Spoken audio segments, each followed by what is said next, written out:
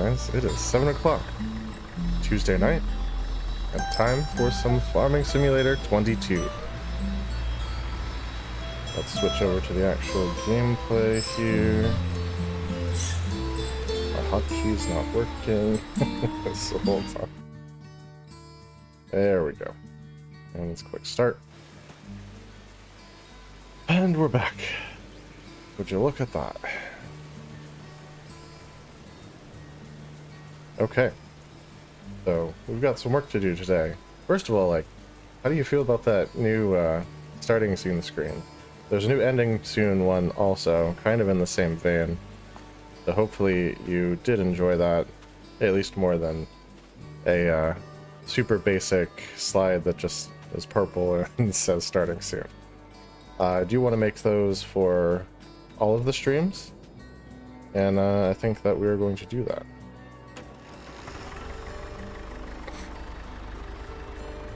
You will notice that the tractor has been moved, and that is because of that little video. And time has progressed a little bit so that it is now morning of the following day and no longer the middle of the night. I kind of hate working in the middle of the night anyway. Just not as much fun, you can't see anything, and it's a whole thing.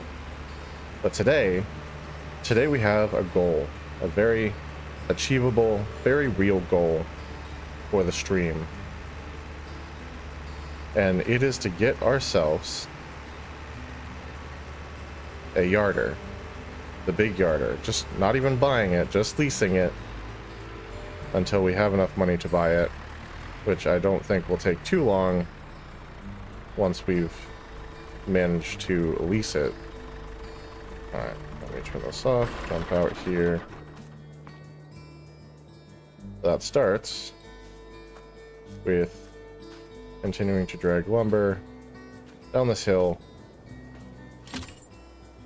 to the sawmill, and we can double check that that's still the most profitable place to take it.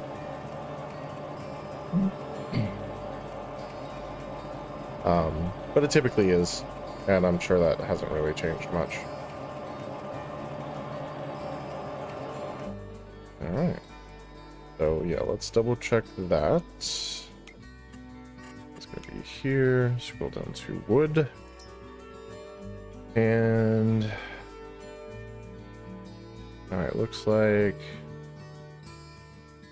paper sawmill. Oh, the wood turner. Wood turner is up above sawmill now. Alright, well, let's double check where the heck that is. That's in town somewhere. I think it's one of these. Yep. End of this street. So the street that comes off of this parking lot. You just go all the way down to the second production place on the right. So that's where we're heading, guys. A whole new place to go. Better payouts and faster opportunity to turn this bit of lumber that we've managed to get into some money. Money that we can use to get our yarder. Well, that does throw a little bit of a wrench in the plan to set it up with the sawmill. The price difference is not that big a deal, and honestly, the ease of transportation with the yarder versus dragging it with the winch like we've been doing, it's going to be so much better that it's worth the, what, 20 bucks a log or 30 bucks a liter or whatever it was. Difference. And I can pull my thing back up here. I turned off the controls for to make the intro video, and I need to turn those back on. Technically, I know most of these at this point. I don't know, there's just something comfortable about having them there. Makes it a little bit easier. This is a nice long straight piece of wood here. Actually, the wood turner is going to be a lot easier to get to with the winch, because it's literally just straight down the street. so I don't have to like twist and turn and go through a train entrance for the sawmill. And I might get stuck on some like poles or something, so I guess we'll see what happens here.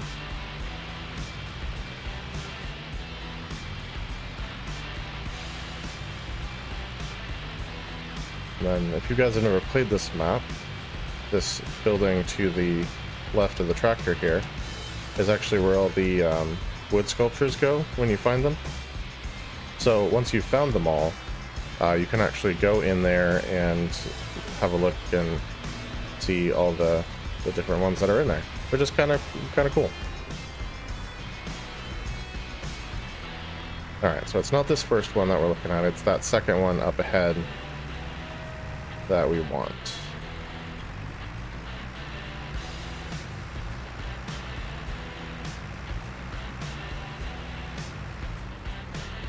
Alright, here we go.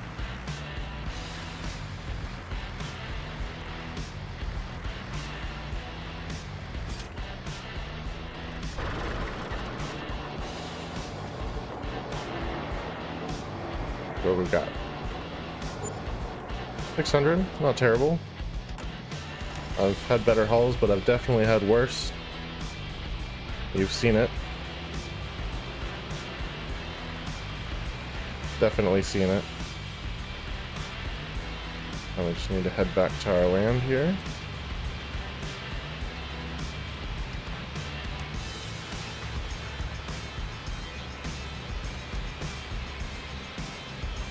So while I was making the intro video, obviously I had to wait for it to be daytime, so the video would show up better. And to kill some time, I was just browsing through the shop, looking at tractors and different equipment. And yeah, I know which tractor I want after this one, and it's expensive, but like, it's going to be so versatile that it's just going to cover us for basically, not forever, but like it'll do almost anything that we ask it to. It's a heavy tractor, the only one that I know of that without mods is capable of doing a front loader. I'm sure I've talked about it before. It's the John Deere R7. And man, it is a pretty tractor with lots of horsepower and like some really, really good options. Also, like, how much faster is this trip when we don't have to go all the way to the top of the hill? Yeah, like that's... Oh, I hit a tree. I thought I was clear of it, but I guess not.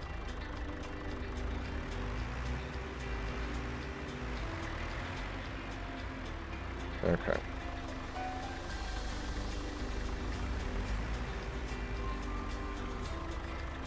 Hang on. I'm trying to find exactly where we've been working. So much harder than you would expect. Now let's look at the Farm 1 map compared to where we're at. It's literally not quite the bottom of this curve, but like it comes back up just a little. Alright, let me jump out and then we'll do our chainsaw test.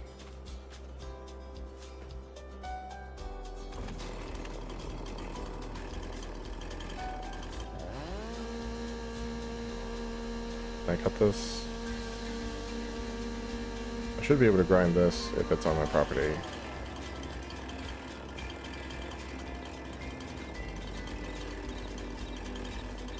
I can cut this.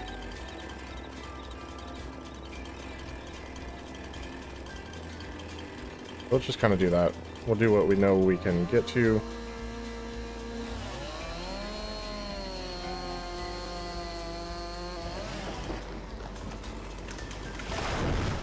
Alright, there we go.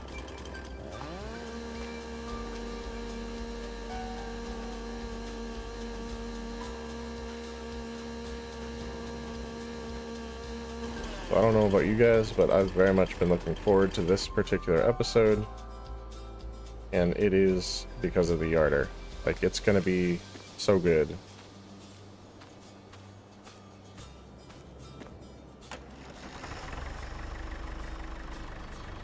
Also, just working on the new land is kind of awesome. We just have all of these amazing trees that we can just grab that are like right here.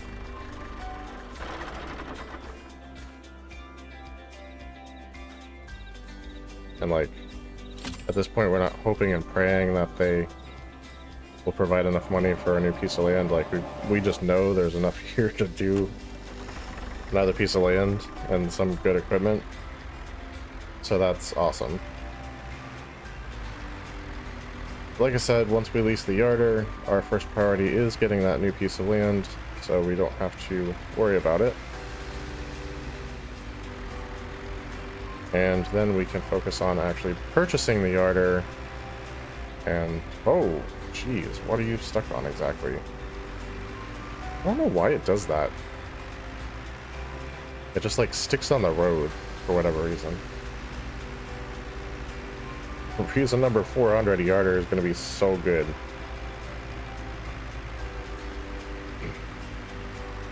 Because we won't be dragging them across the road. We'll be flying them over to wherever they need to go.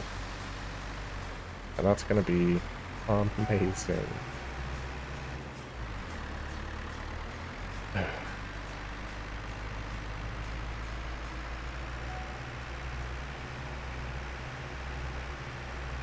But yeah, so once I kind of finished looking at the tractors, because I had some more time to kill, I started looking at equipment. Specifically, like, what exactly this tractor that we have now can use and do. Because I know from my testing that in the case of this tractor, and I don't know if this is the same for every tractor, or if it's like a percentage thing, but for this tractor specifically,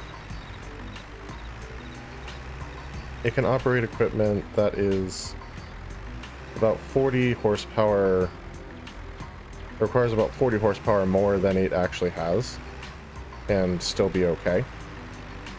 Like, obviously it's not going to run it the best,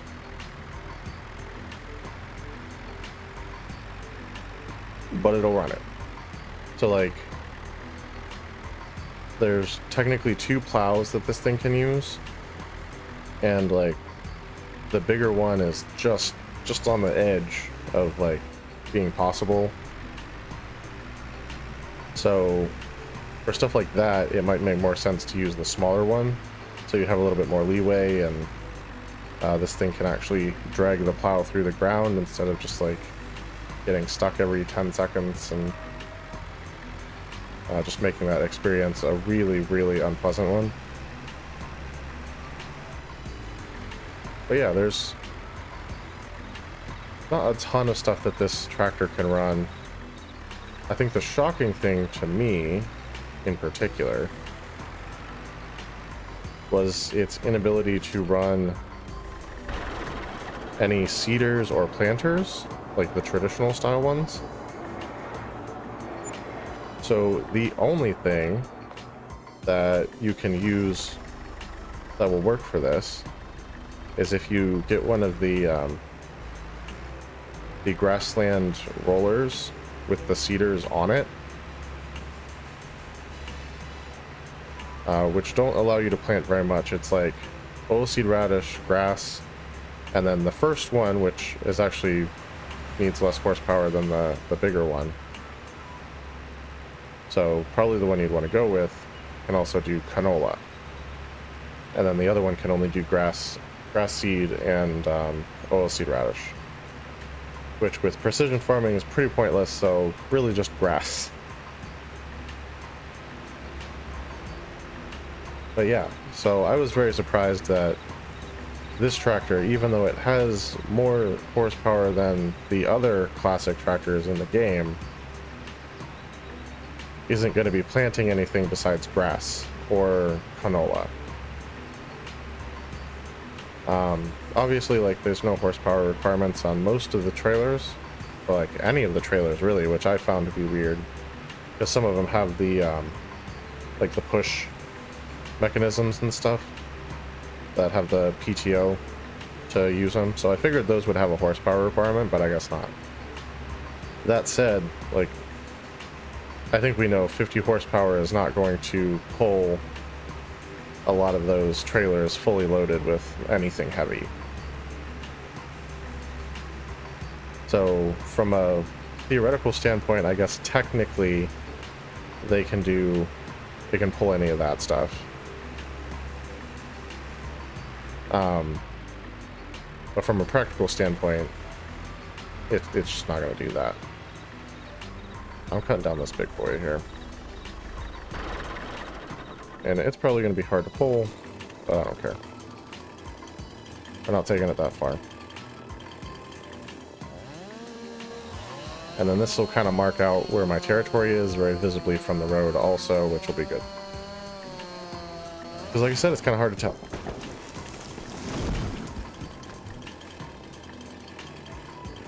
Alright. Deep branch. Come on.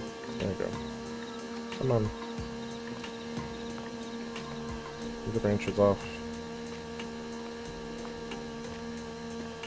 Now, the one thing with taking this stuff to the wood turner or any of the shops in town is they actually have... Of course. The top is just barely off of the land here. That's frustrating. Come on. Okay, it did take it off. Good. So the production buildings in the town have, like, limits to how much they can take in, and once they're full, like, they're full. So even though it's paying out more, we might not be able to just keep taking stuff to that building for forever. I mean, specifically, we won't be able to take stuff to that building forever. Like, we know that. This is a fact.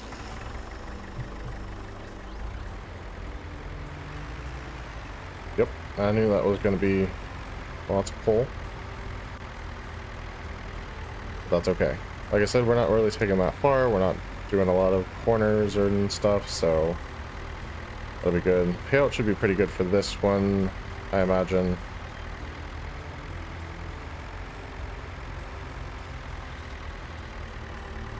And it does mark my lands pretty visibly, which is also a good thing.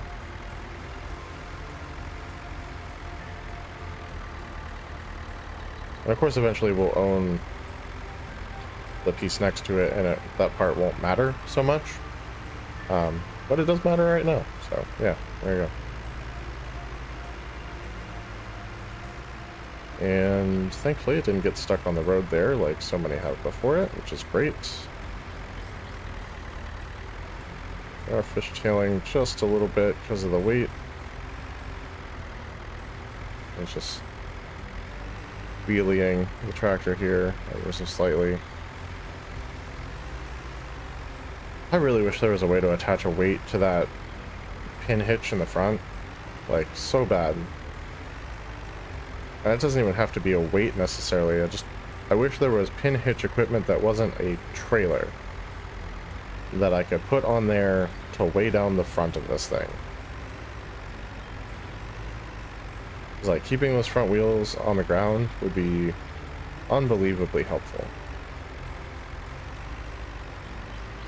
Yeah, just unbelievably helpful. And it's just kind of hard to do. It's like, I'm trying to turn, but the wheels aren't on the ground, so what are you going to do?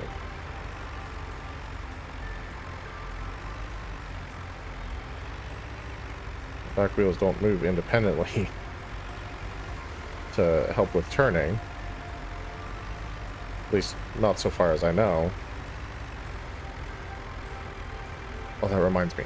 Okay, so, I don't live in, like, a rural area, but I live in a suburb that's like right between an interstate and a super rural area. So like we have farms maybe 10 or 15 minutes away where we can like go buy fresh eggs or produce or, you know, whatever. And it's Florida, so like tomatoes are a big thing at a lot of them, and eggs are too, which I don't know if that's a Florida thing or if that's just every farm, but so we live near a rural area. That's my point. And it gives us opportunities sometimes to see some of the equipment you would use on a farm, which was the case a couple days ago. I got to see one of those like wide load trailers, and it was carrying two big John Deere tractors. And like, I literally was leaning over in my seat to try to get a better look at these things. Probably not paying as much attention to driving as I really should have been. But like, I wanted to see which ones they were. And I think they were 6Rs. That's what I could make out from the hood. And they were certainly big enough for it. But it was cool. It was really cool to see like a nice big John Deere tractor out in the wild, so to speak.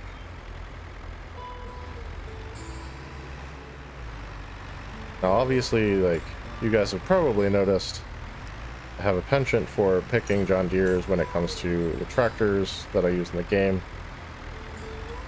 It's nothing personal against the other brands. I think that they're great. I have another playthrough that I do on my own where I have a Case IH Magnum, and it is an awesome tractor and does everything that I need it to. So no issues there, for sure. It's just like, for the specific things that I would like to do, it kind of seems like the John Deere's are the best way to go in a lot of cases. Like for this one, it's the classic tractor with the most horsepower, so it just sort of made sense. And in addition, it actually had the pin hitch on the front, which just gave it some extra versatility over the others.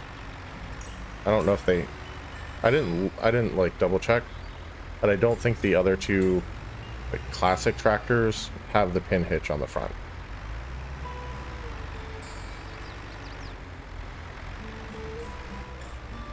But they are definitely less horsepower, I know that. That's why I picked this one.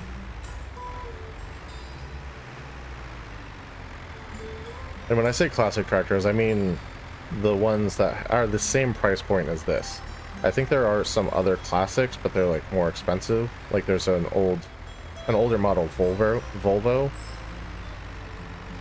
but I think it's somewhere more in like the $14,000 range instead of the $7,500 range. So specifically, when I was just looking to see if the challenge was even possible, I was looking for the absolute cheapest tractors that were available, and those three were the cheapest. So that's kind of like what I was comparing.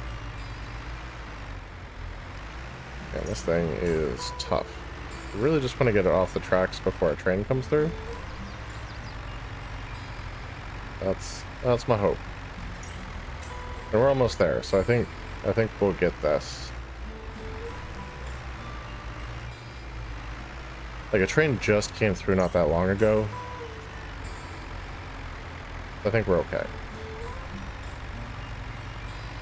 Come on. Alright, I think we're good. We do need to turn this a little bit so we can get it down this road.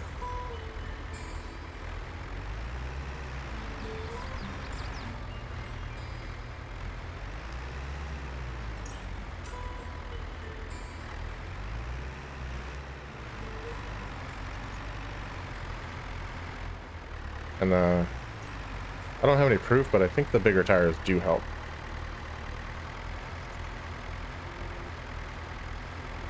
I feel like since we actually bought the tractor and put the bigger tires on, it's a lot easier to pull these.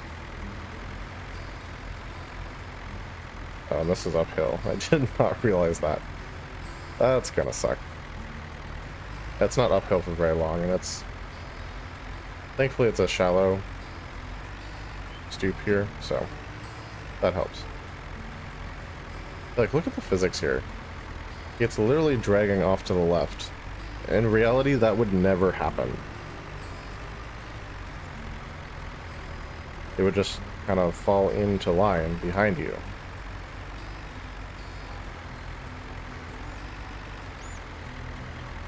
So hopefully that's a weird little quirk that they work out in 25 when that comes out. Speaking of 25, who's excited for 25? It looks like it's going to be really cool. I love that the new engine allows for ground deformation in a way that this one just doesn't really account for that. Like, the textures are there and it looks like it's deformed, but when you drive over it, it's nice and smooth. And this one, you're going to have the rows, and like, you're going to drive over them. Instead of driving with them, if you drive against them, you're going to bounce. And that's awesome. So you kind of have to plan your routes a little bit better, so that you're not like bouncing over the land as you go. Yeah, I think it's a really cool thing. I am looking forward to doing rice. I think that's pretty cool.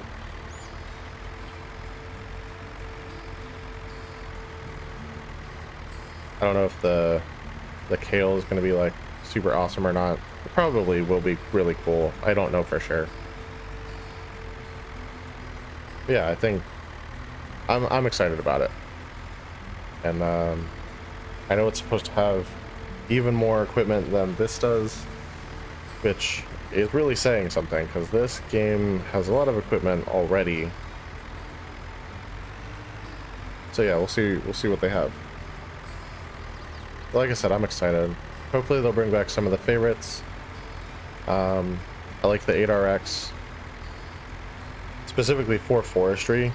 It's the only tracked vehicle that I saw when I was looking that can do front mounted and rear mounted equipment. Like, it has a 3-point on the front and back. So I'll use that once we've cleared enough trees off the map to actually be able to plant new ones. And I'll have a forestry mulcher on the front. So basically, like, we'll plant a straight line of trees, we'll have a yarder go over it, and we'll harvest those and just toss them off to the side, yard them all down to wherever they're going. And then I'll come through with the 8RX, even if it's on a hill. That's why I wanted a tracked vehicle for this. And the forestry mulcher will grind the stumps of the trees that we cut down, and I'll have a planter on the back planting new trees as we go, like all at the same time. And like, it has the horsepower, it can handle the inclines that you see on this map in particular.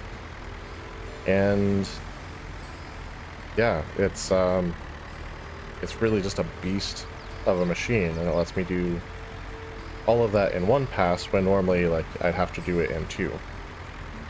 And like, you use the big forestry mulcher, which you would normally put on the Raptor, which I never got the point of the Raptor.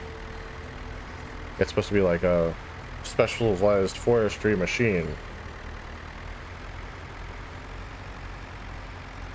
If I could get a normal tractor to do it, like a tracked tractor to do it, like, why wouldn't I do that? So yeah, that's one of the things in here I love. It's probably one of my favorite tractors in the game.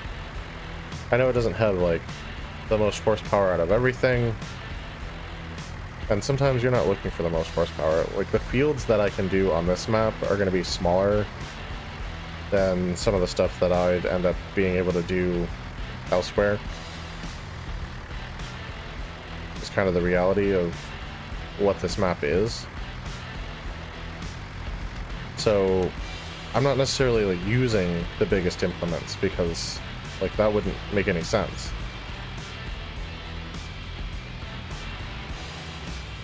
Like if I have something that can do my whole field twice over in one pass, that's a little ridiculous, and it's probably tearing up stuff that I don't want torn up.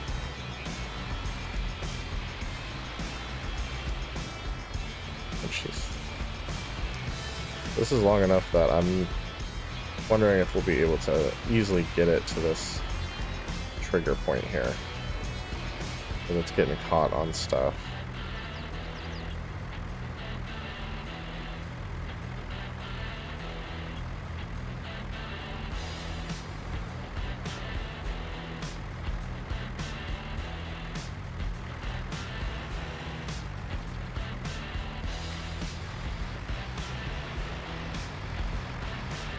I don't know how close it has to be to this. Let's just try it there.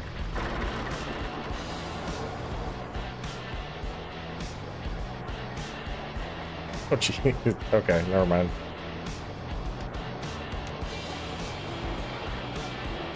Oh. Let's release that. Yeah, I got it. Okay. Yeah, that was like $4,000. We're darn close to it. Goodness. Alright, that was worth it. Let's go rent our yarder. Jeez. Oh. I mean, that makes it easy right there, so, like, that's great. Ants, man. I don't know what it is about this desk, but, like, they like something about it, so they'll just, like, come up on it. As soon as you see one, it's just like you feel them crawling everywhere. I hate that. Like, I don't love ants to begin with. Sorry if you're an ant fan. But like, it's one of the things in Florida, they're just everywhere, and I've grown to not like them, is all I'm saying. Hey there, Soggy Panda. How are you doing this evening? That is a great username, by the way. Oh, I forgot. We're getting the yarder. Back it on up here. I am going to have to tow it somewhere.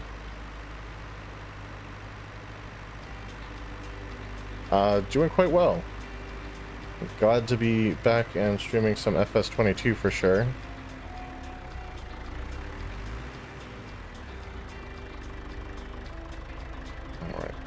Turn that off.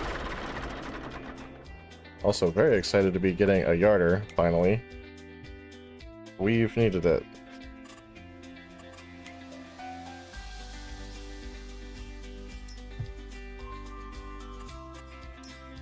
Alright, let's scroll down here. So yeah, obviously not purchasing, don't have the money for that, but we are going to lease this guy and make this whole moving trees process just so much easier. Expensive, but it's so worth it. This thing's so much bigger than the tractor. It's crazy.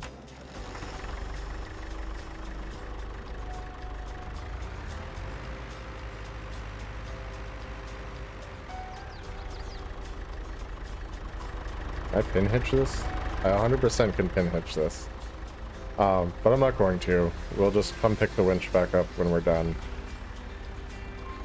Because my reverse speed is not as fast as my forward speed.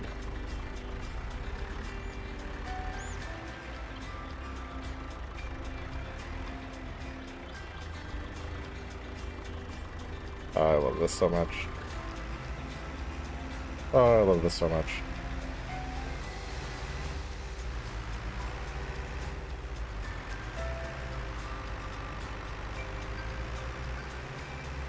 Oh yeah, there we go.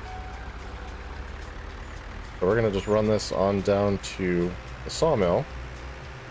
I talked about this in the last stream, but I'll just outline the plan again. Drag this bad boy down to the sawmill, run that cable all the way up to the land at the very top of the hill, which is my first piece of land. Actually, a little past that because there's some trees over here that I can connect to, because all the trees here are gone. And yeah, just cut down everything underneath it and run it down that cable to the sawmill here. And then I'll continue to use this tractor and winch to pull things over to the yarder cable when they're not directly below it. Which will be a lot easier than dragging it halfway across the map to whatever sell point we need to get to at the time. So that's the plan. And, oh, they planted some new crops in this field. Nice. Dude, relax. Like, you don't need to pass me. There's dotted yellow line, just go around.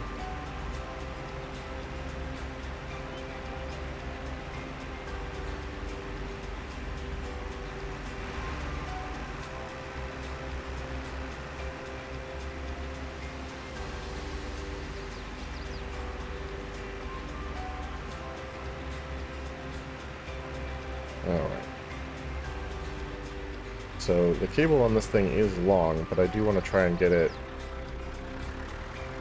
pretty close to the sell point here. Alright, we are going to unfold the yarder.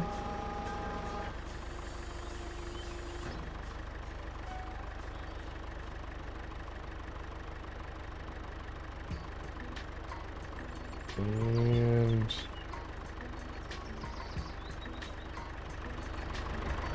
yeah, it won't anchor the yarder until I actually do drag the cable to where it's going. That's right. So let me attach here. Alright, we're gonna drop that off. Alright, started playing FS22 a few days ago, my cousins, and I really enjoy it. Especially now that I'm learning how stuff works. Yes, learning how stuff works definitely helps a lot.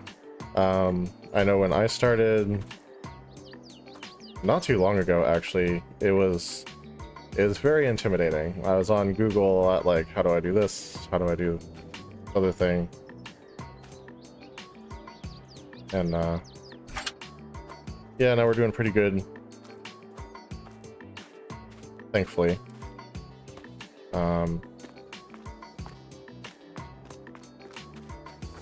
Yeah, this was the first map that I started off on, Silver Run, and I definitely made some mistakes. I did the starting farmer settings just because, like, I had no idea what I was doing.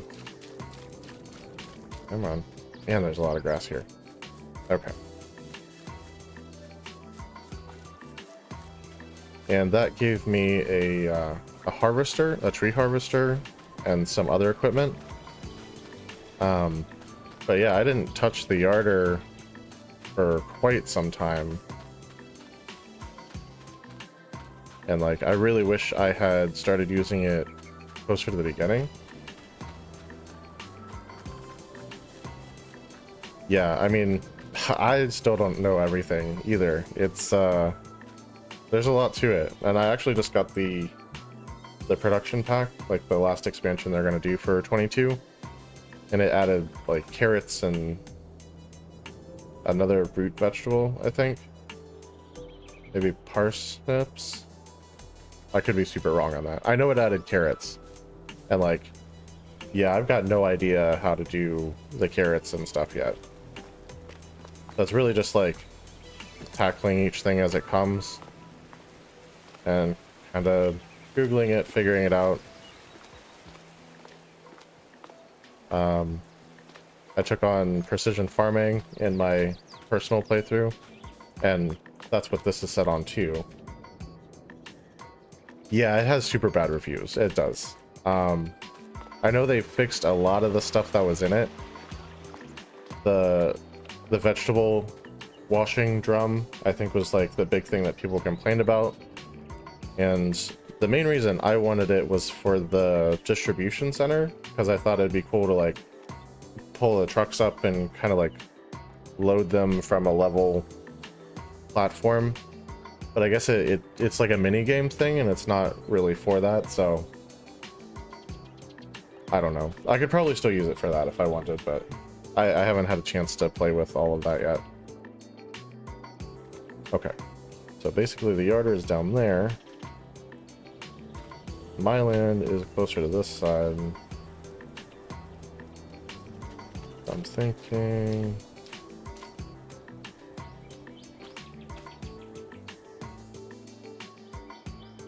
Come on, I want it at the very tippy top of this tree.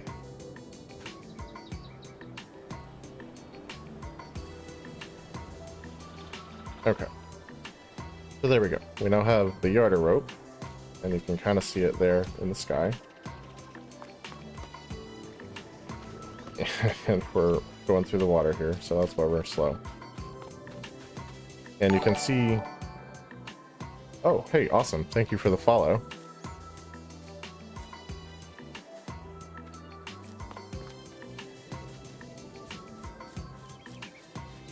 Yeah, you can kind of see in the sky the rope, and I just want to run down along here and make sure it's going high enough above everything that it's not going to be a problem. This guy is kind of in the way. Is this my tree? No, that's not my tree. So hopefully that doesn't mess with anything. I think that is on the next piece of land that we want to get, though.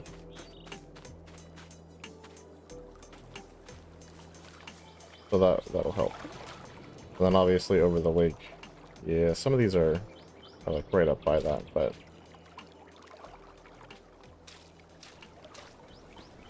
Alright, we're gonna go for a swim. And obviously you can see the, just this way? No, the other way. The top left of the screen, you can see the controls for the yarder, and anytime you're under the rope, you have access to those.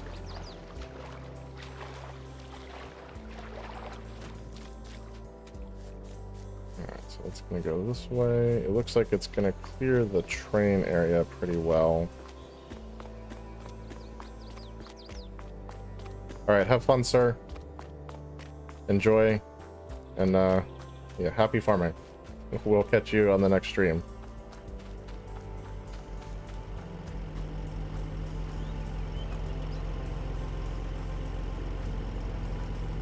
Oh, yeah.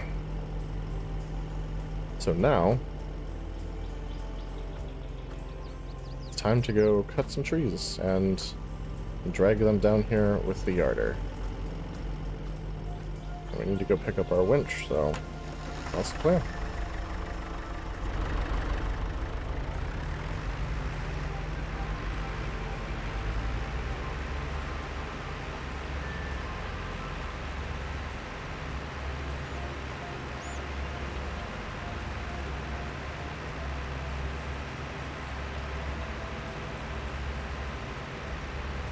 Oh yeah, so we got the yarder now.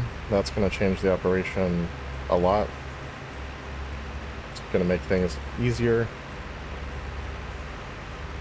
And it looks like we could stand to get some gas and do some repairs. So we'll grab the winch, do some quick repairing, grab some gas, and then take this up to do some tree cutting.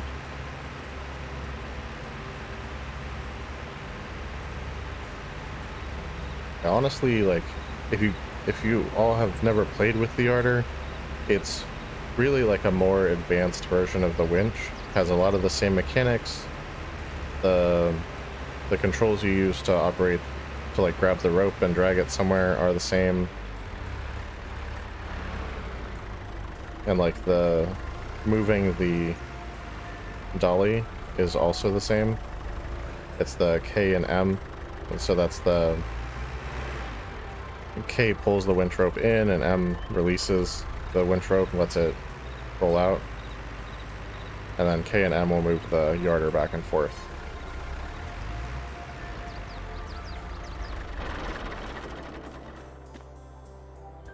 Also, it's a weird thing with the making the intro video. It saved the time change, but didn't save anything that... Like, I exited without saving because I didn't want it saved. and it didn't save any of the money we spent. So like obviously the repairs weren't done, as you just saw, and like we didn't actually buy gas. It didn't save that, but it saved the time changing, which I thought was kind of odd.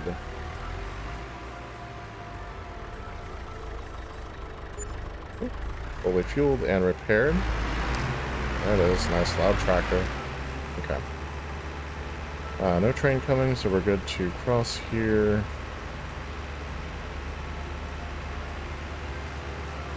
Yeah, I thought that was strange. That I would save like part of it, but not all of it. I think it's strange that it saved any of it, because I didn't tell it to save anything, so. I don't know if that's a glitch, or if that's like intended behavior, but let me know if you guys have experienced anything like that in your playthroughs. Because I am curious to know what's going on there. Because like if I want to hop on and just like look at the prices for stuff in the shop, like I need to be able to do that without the months advancing, because like I don't want to miss a harvest or anything like that. I'm trying to find that stump. Am I not to it yet? I feel like it should be like right here somewhere.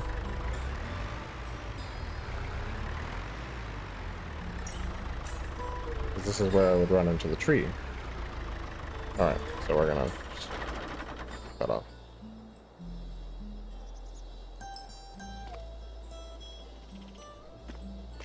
I need to see at what point the yarder rope crosses the sky here, and it's over here.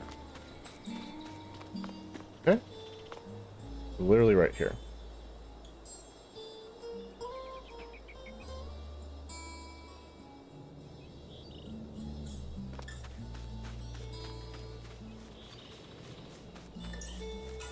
Okay, so this is definitely not my land yet.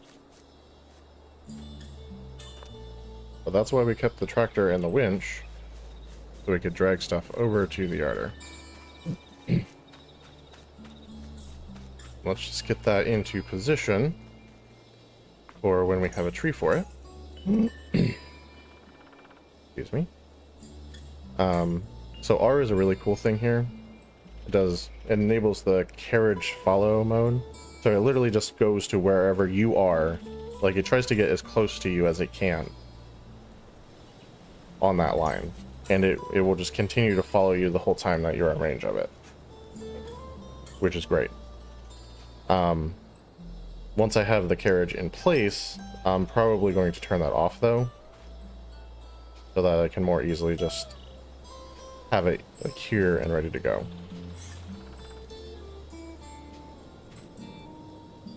And then you can see on the graphic, it kind of shows you where everything is at. You have the tree on the right hand side, the yarder on the left hand side, and the little arrow is where you're standing, and the little hook thing that's moving, that's the carriage, as you might expect.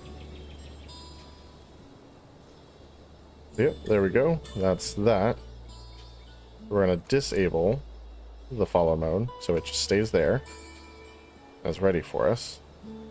And I know this is not mine, but I just want to confirm. Yep.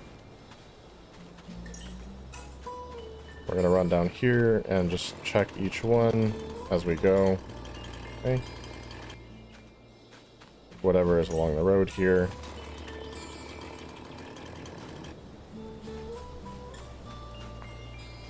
Alright, and see, this is like a nice open area now.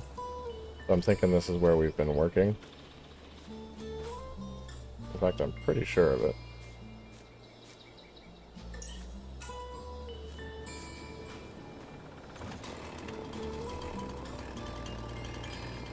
No, I was wrong. What about you? I got you? No. I got you? Looks like I can. Okay. I want something like bigger, ideally.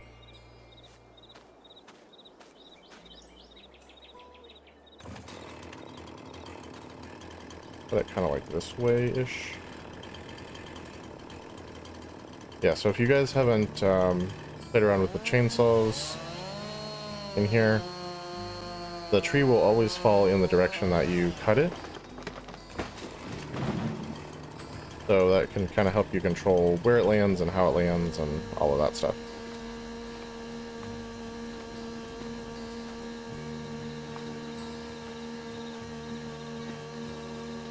In this case, we kind of wanted it to cross the road, but not, like,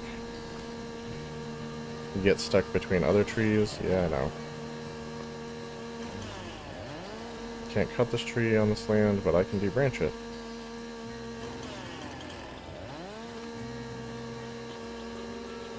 Because the designers did a smart thing.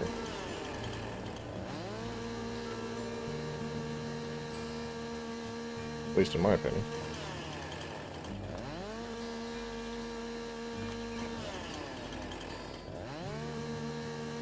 Actually, one of the nice things about that design choice is it does allow you to drag these to, like, an area that's, like, covered in asphalt. And debranch it there where you can kind of see what you're doing, versus doing it here in the bush. But our operation doesn't work that way yet, so... This is probably going to drag me towards it more than it towards me. That's okay.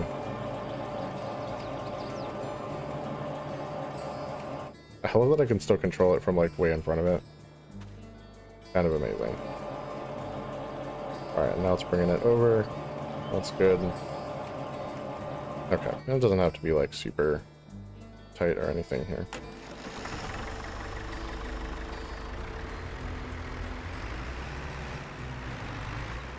But yeah, like, how much easier is it going to be to drag this over to the yarder rope? Like, I can literally see the carriage right there.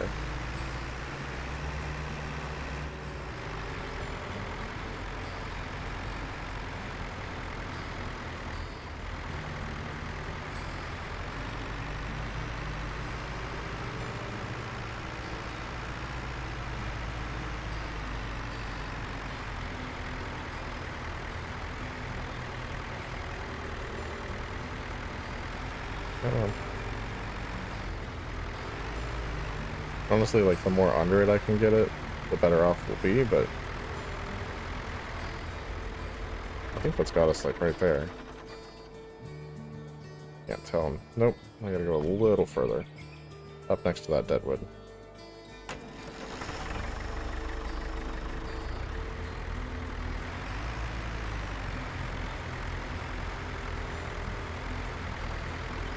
I have had some difficulties with this in the past, so hopefully it doesn't, like, totally screw me over. But, like, I was trying to do some pretty crazy stuff with it, like pull giant trees with their branches, like swinging them around and dragging them along. This is a lodge pole, it should be fine.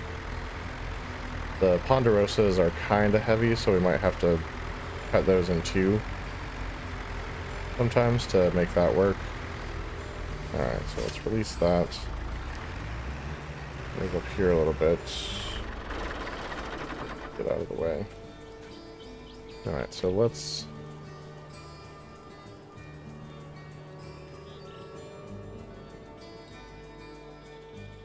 go down here. Attach the tree to yarder. Look how awesome that is. Alright, so we're going to lift. I think that's J, if I remember correctly.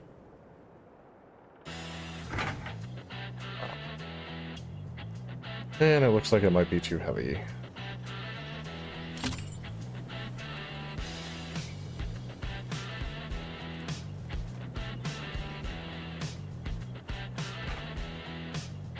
Yeah, so unlike the winch, the yarder will detach if it's, like, not doing what it needs to do. If it can't handle the load for some reason, it'll let it go. Let's try a little further down then. No, I just won't even. We need to cut this in half, and it's not on my land now, so I'm going to have to drag it back.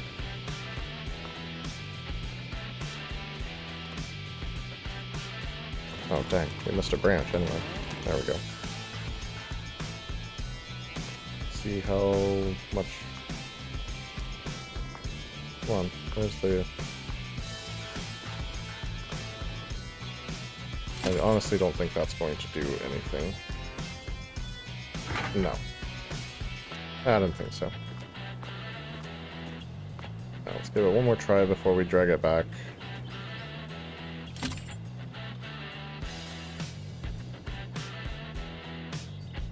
Alright, so it's got that far. Sometimes it's easier to just, like, drag it across the ground than it is to lift it fully in the air. No, it's not going to do it. Okay. So remember what I said about this being way easier? In a way, that's true, but, like... if we had the harvester, it would cut these to, like, manageable lengths. And with the chainsaw, a lot of times I just don't think to do that so much. Alright, I need the rope.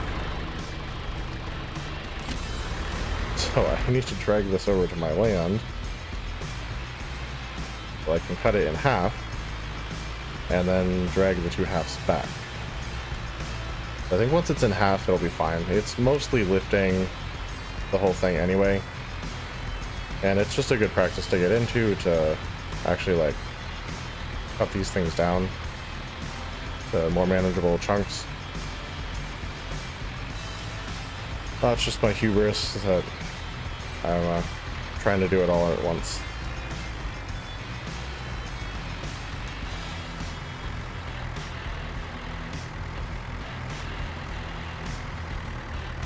I do love the tractor is capable of just, like, pulling the whole thing, though. That is pretty great.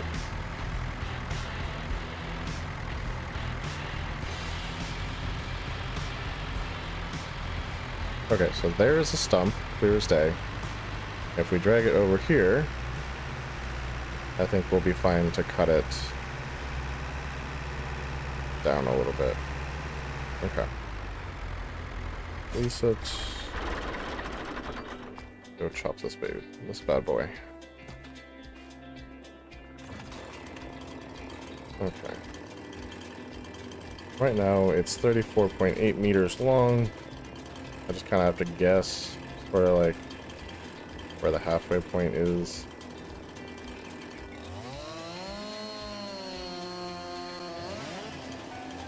This is 15, this is 19, but it's going to be lighter because it's the top of the tree instead of the bottom of the tree. So let's try to drag these down there and see how the yarder handles them. Like, even if I have to take it in 2 chunks, it's going to be so much faster than dragging it the slow way with the winch.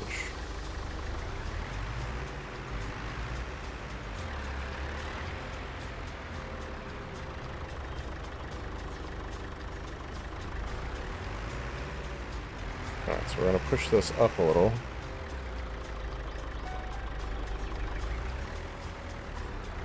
Just so I can actually pull this down to the end.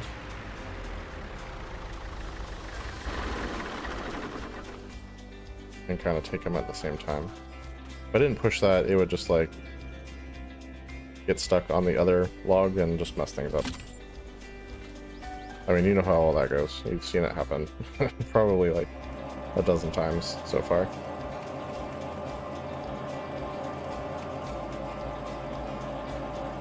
Come on.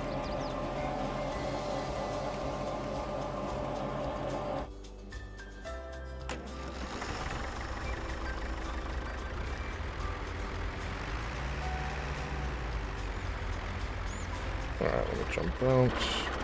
I didn't really mean to turn that off, but that's alright. Easy fix.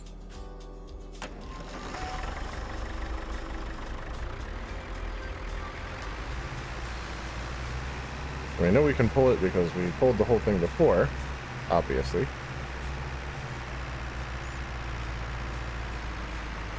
So no big deal there. And hopefully these two chunks are a little bit more manageable for the yarder. And now we know if we have something that's 34 or so, like that crazy long, we should maybe cut it in half.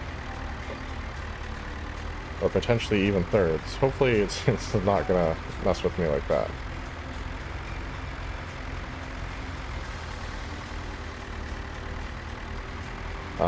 For the ponderosas, I probably will do thirds because they're heavier. But with the lodge poles, I think we can get away with 2 and be fine.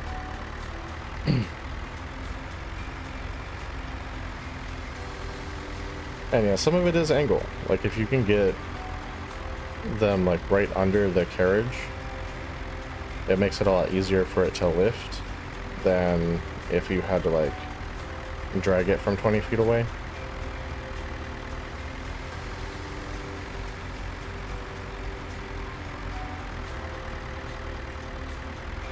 Alright, so there we go. Let's try that.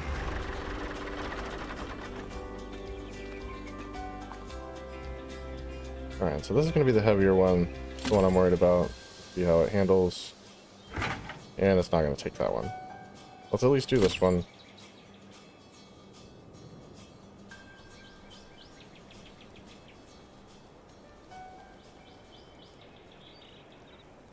Yep.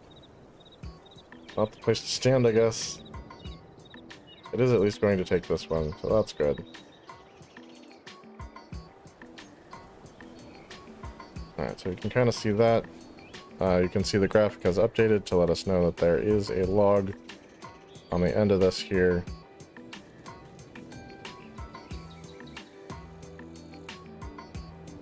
Now, let's start moving it down the line. You can just do that with M.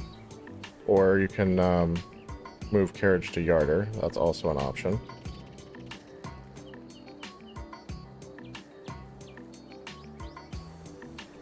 And if you're far enough away, you can watch the graphic to make sure the log doesn't fall off, but it looks like we're good so far.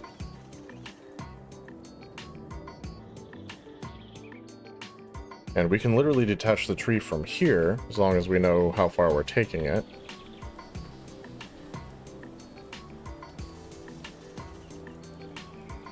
And you can actually see on the mini-map down there where the carriage is at. But we're a little bit too far away to be able to tell, like, right where we need to place that. We're going to leave that right about there.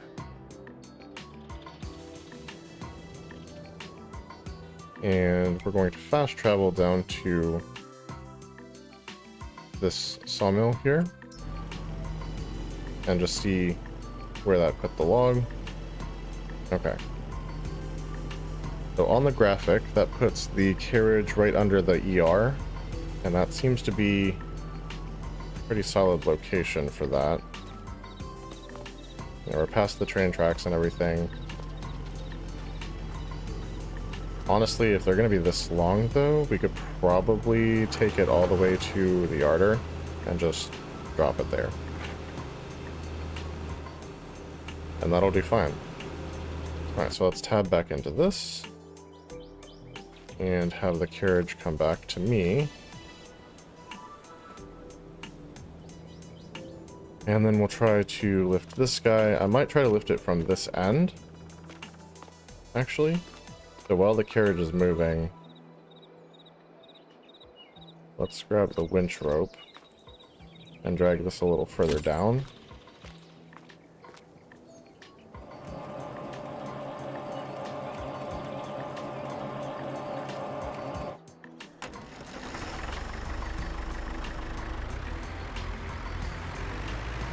Okay.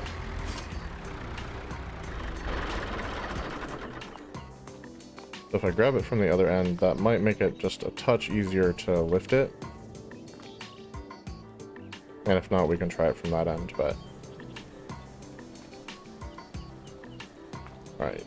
That's here. Grab this. No, it's just not taking that. Oh, which kind of sucks.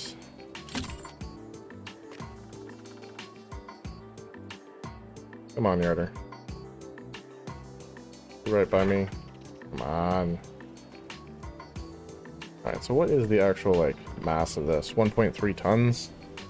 I don't know what the yard is rated for exactly, but apparently less than that. Alright, just one more shot.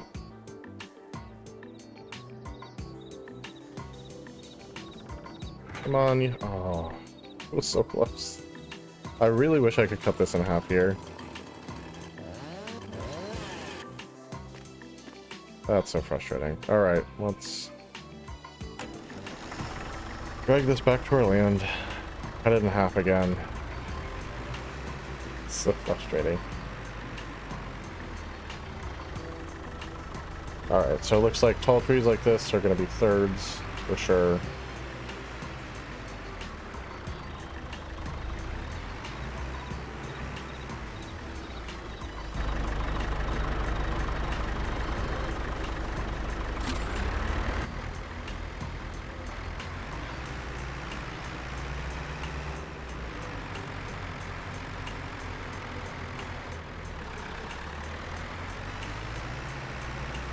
Yeah, it's nice that you can attach the yarder rope to trees that are not yours. That's beneficial in a lot of ways. So like I can attach it to that tree like off my property. It does kind of suck though when you can't lift them and then you can't cut them in half right there. So it's going to be great once we can actually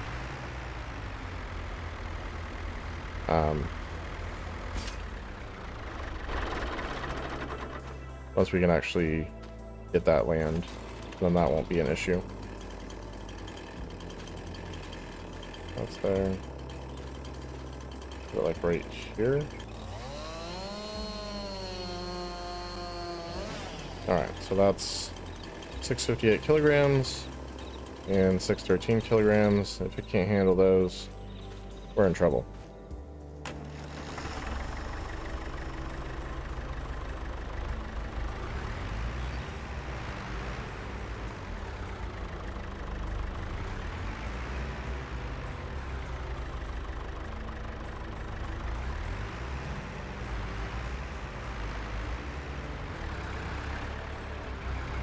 Alright, I think what we're going to do this time,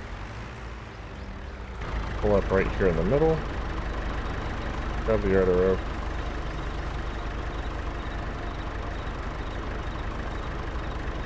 Honestly, can't even tell where the cut's at.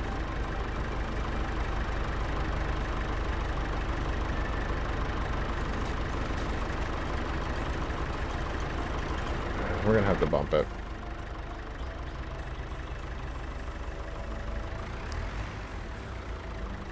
Alright, that helps clear that up.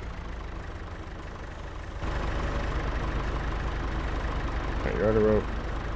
E, yarder rope. E. Okay. And we can just sort of pull it like this.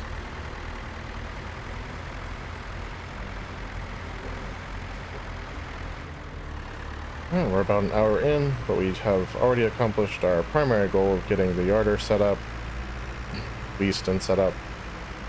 And we've already used it to get one piece of a tree over there. And now we can use it to get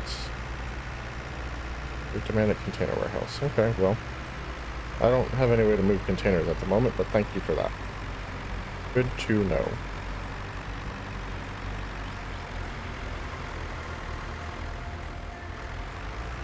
Alright, so let's let these bad boys go.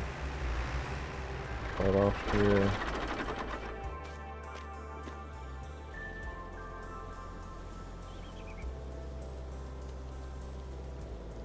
Oh, I forgot to take it off follow mode, and as you can see, it followed me up to the tree, because that was the closest point to where I was at,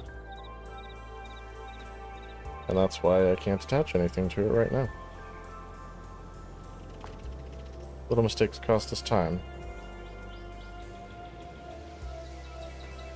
And I do believe moving it with K and M automatically disables follow mode. I could be mistaken. Huzzah! That's how it should work. So the nice thing about a tree harvester is you can set a specific length and it'll make everything that length, and then the yarder can just part it off. Alright, so now we want to disable follow mode and move carriage to yarder.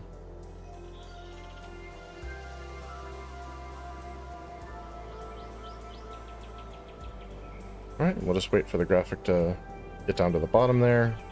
We'll release the tree, and then we'll turn follow mode back on. It'll come back up and we'll get this other piece. And then we'll go get another tree and make sure that it can actually small enough chunks that this thing can pick it up. Hopefully that won't be too big an issue most of the time. A lot of the trees are smaller than that. And that's kind of just feeling out exactly what it can do and what it can't do. So we will definitely get the hang of it. Okay, that's stopped. I'm going to detach the tree, and then we're going to have it follow, come back up to here. So we can pick up this piece. I think this is the... No, this is the heavier piece. By a few kilograms. I think it'll still handle this just fine. So. And what I think I'll do is I'll probably attach it down here. And it'll kind of like lift this side and pivot on that.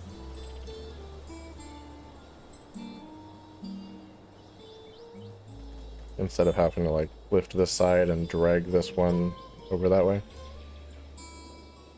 I don't know if that makes any difference, but I just want this to lift it and take it down to the sawmill. That's it. Alright, E and J. Oh, I'm standing on it. Oops. Okay. So when it starts twisting around like that, that's obviously not the ideal situation. Maybe take it slow so it doesn't do that so much. But it looks like even this is a little bit heavy once it like starts swinging wildly.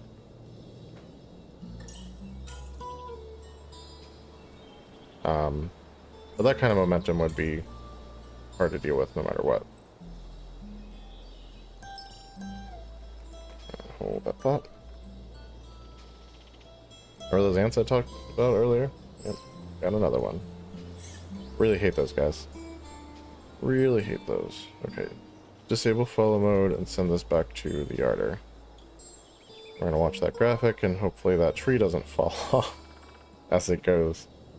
Usually once it's like anchored up by the carriage, it's good to go. But just getting it up to the carriage is the hard part.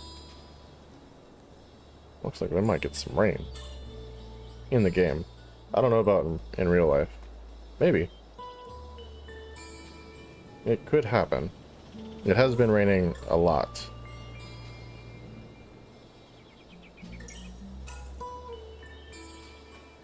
Ants, man. I do not care for them. No, I do not.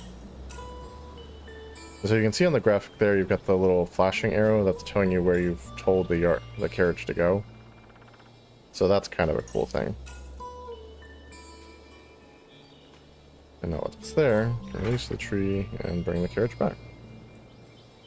Interestingly enough, when you do follow mode, it doesn't have the little flashing arrow for like where you're at. I mean, it flashes your wherever you're at. So maybe that's it, but it's not up on the line. Which seems a little weird. Go stretch. Go stretch. Okay. But yeah, like, it doesn't take long to get used to the controls, and like, it just makes the whole transportation process so much easier. Like, so much easier. Plus, I'm sure you guys were getting tired of watching me drag logs down the road. So, hopefully this is a little bit better. We're just on our land, No one's bothering us. We'll jump down to the sawmill eventually and sell all of that. Alright, disable follow mode. Let's go get another tree.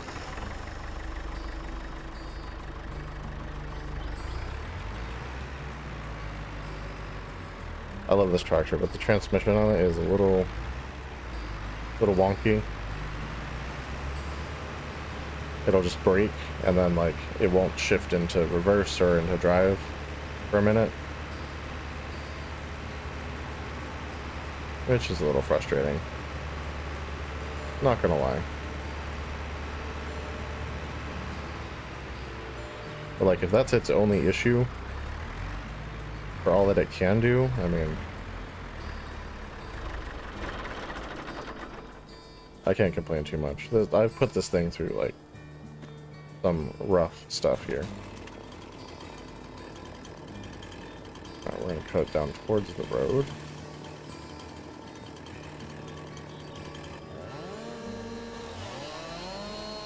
Now this one's nice and small. I don't think it's gonna have any trouble moving this. Yeah, 170 kilograms.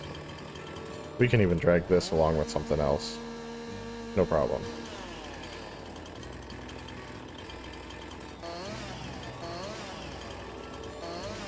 Sometimes this is just easier.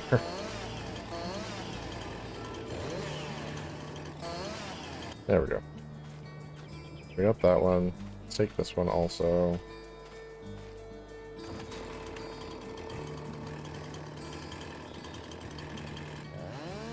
Low as we can get it.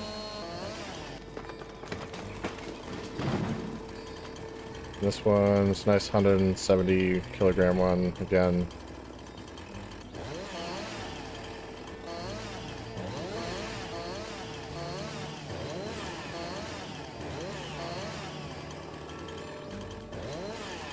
That's fun.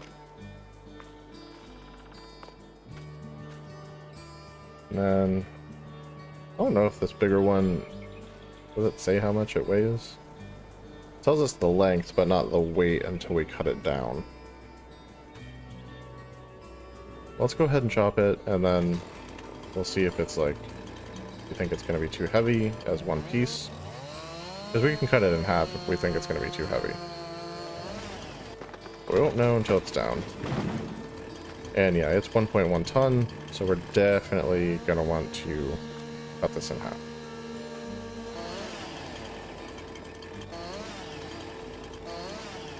Yeah. I feel like I got ants crawling all over me. Hate that. Hate that so much.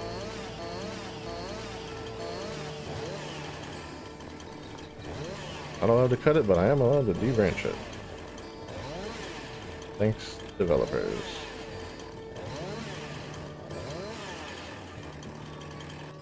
Okay. Like I said, we do want to cut this in half. Angle this ever so slightly. And come down a little further. I know it's not exactly half. But like, we want to distribute the weight.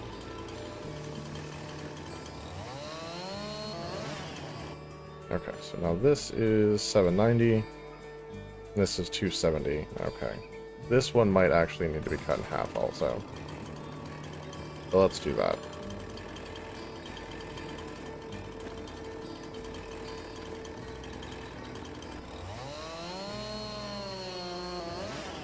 Okay. 340. Okay. So all of that seems within range of what the yarder can actually accomplish. Which is great. First things first. Grab this and this. And we'll drag those over.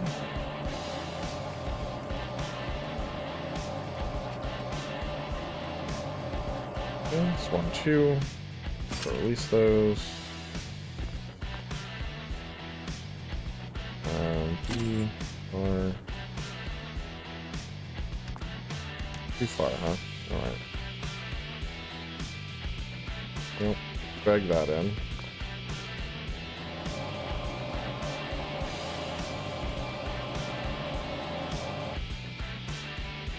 Alright. D, or D. and that's also too far. So as we move them, we'll just snag that guy. Okay, jump out. Alright. Put these down to the yarder here.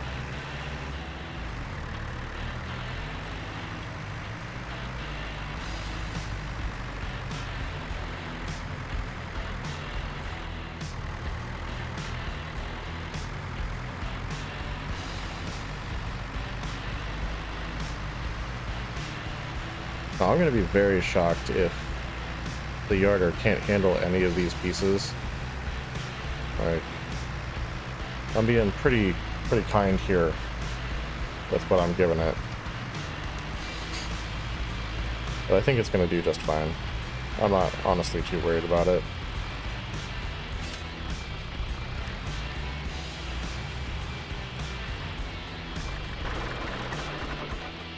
Alright, so let's... And technically I think I can do more than one at a time. If we really wanted to try that.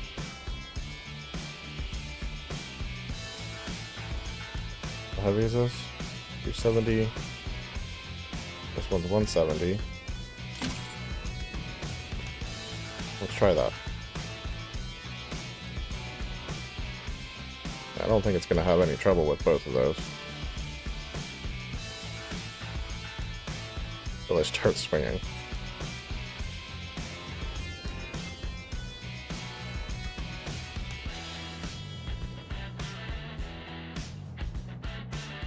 Alright, they're anchored. That's good. Let's send this down to the yarder.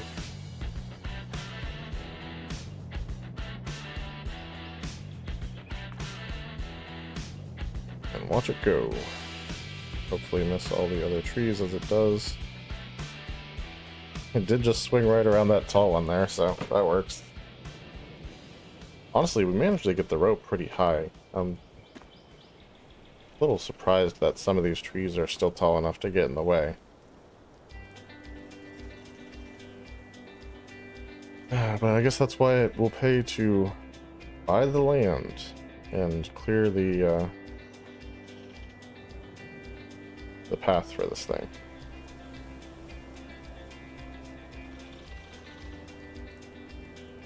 Loving that background music.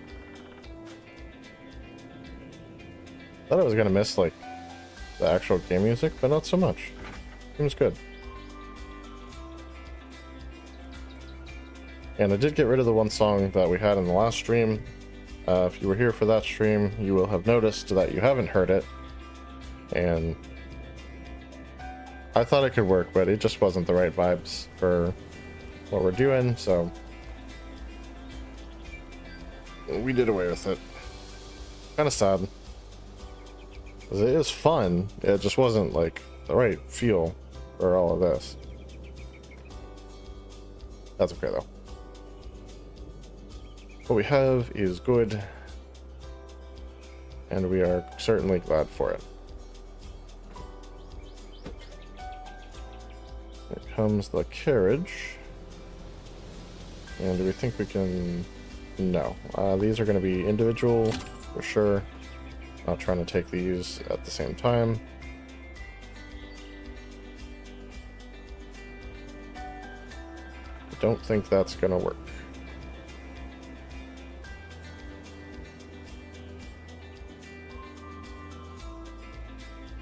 Okay, send it down to... Oh, disable that, and then send it to the yarder. I was like, why isn't it moving? Because I didn't turn off the follow mode, obviously. Jeez. There it goes. Down along the horizon. See, this is so much easier and more... Like, even if I have to cut the trees a couple extra times, so much easier than dragging entire tree trunks down the road. Oh, man. And like, I'm not gonna say I don't know what I was thinking, because I know 100% what I was thinking. It's like the best cheap way to get the logs from point A to point B and like get decent value for them. But yeah, this is much more pleasant, I feel like. The tractor is not so super overburdened. It can actually handle towing the logs from our land down this road, this short little path, to here where the yarder is set up, or we have access to the yarder being set up. Technically it's set up down at the sawmill, but you get the idea.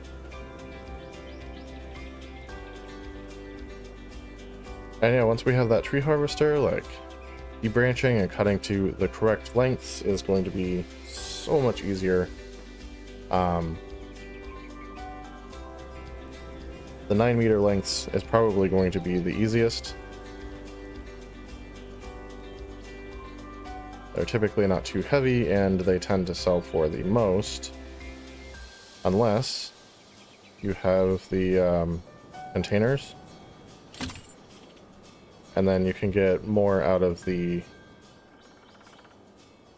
12-meter lengths, the large container. And the great thing about containers is if you have a harvester, you can harvest directly into the container and it auto loads it, which is fantastic.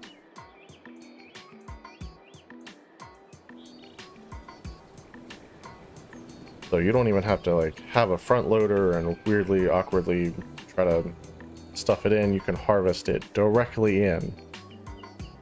The bad part about that is sometimes you get wrong lengths because it takes every 12-meter length plus the little top pieces that don't fit into the 24 or 36 meter, whatever. Like this lodge pole over here. These are really good for this because they're 36.3 meters. And when you debranch them, they're basically 36 meters. So it's a perfect like 3 12-meter lengths.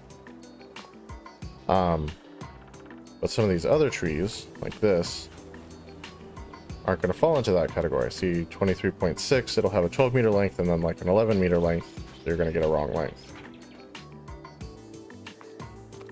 Alright, so let's wait for the carriage to get here so it doesn't follow us up to the tree. We can turn off follow mode before we head back over to our land. Horn to tow. Gotta love it. So, dragging across the map is not really what this is designed for, but this little length right here, this is perfect for this. And like, while it can use some other equipment, I don't know that I see it doing much of anything else. It's a light tractor, but it's obviously not going to front load, because it doesn't have the ability to do that. I could use it as a cheap, like, small mower, maybe. There's a couple mower heads, like the center ones, that you can attach to this 3-point here and just drive it backwards. Or just drive it forwards and run over the grass before you mow it. As long as it's meadow grass, that's really not a big deal. But if it's field grass, then yeah, you'd want to drive backwards. And like I could drag a wagon behind while I'm dragging backwards, but I can't do a forage wagon because it needs the PTO. So not really much point to do that. Except for weight distribution, maybe.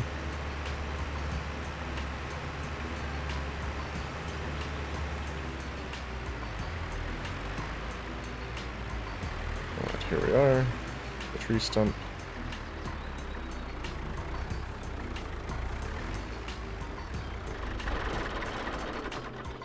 Alright. So we got this one that we already cut down. See if we can cut this guy. Yep, this is mine.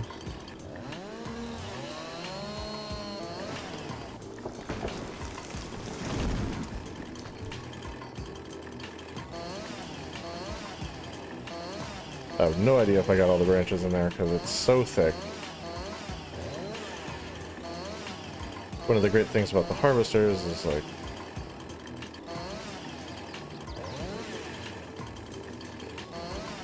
obviously it debranches it for you, so you don't have to be able to like see it. All right, how heavy are you?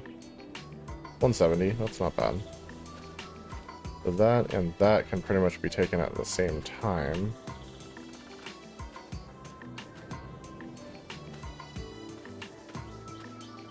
What about this guy? Is this mine?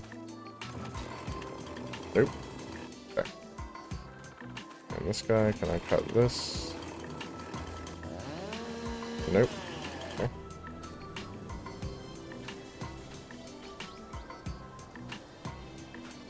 And this guy... Oh, this is mine. Okay. Is this mine? No, that's not mine, but this is mine. This I'll have to cut down to smaller pieces, so I don't want to mess with that yet.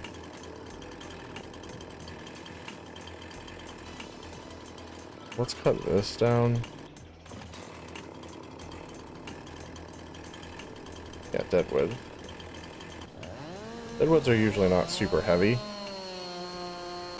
So I might be able to take this all in one piece.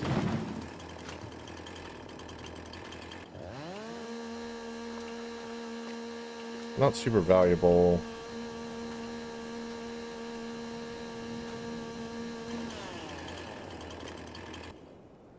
So let's look at it. 783. I could probably take that in one piece. Those two together. Honestly, if I can get a couple more smaller trees like those.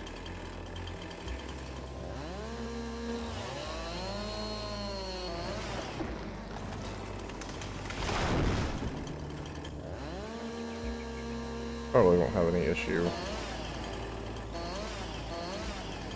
This is a 170. I could probably take all four. Okay.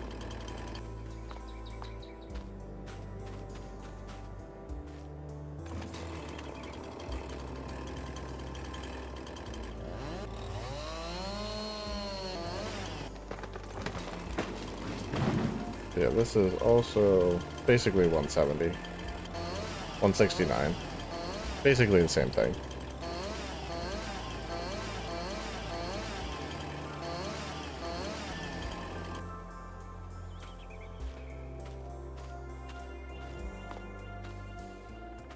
Alright. We can find everything we cut down. We've got those three there. And there should be a deadwood a little further up somewhere. Right here. Okay. Let's start there. That's going to be the heaviest thing. But still, I think it can go in one piece.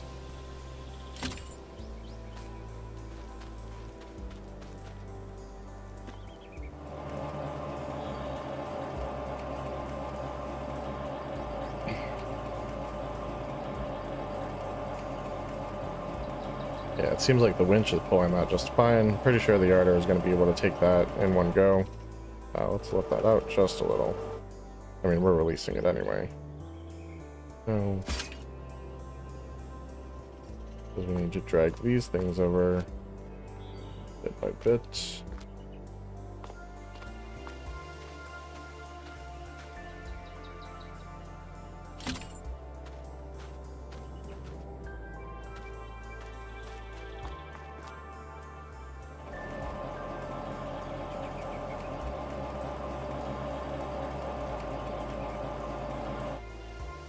Alright.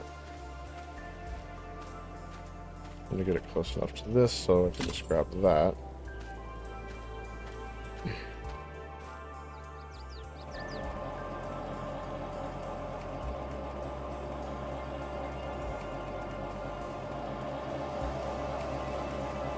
Yeah, they got kind of stuck on the stump there. As they do sometimes. Okay, so let's release that and grab this one down here.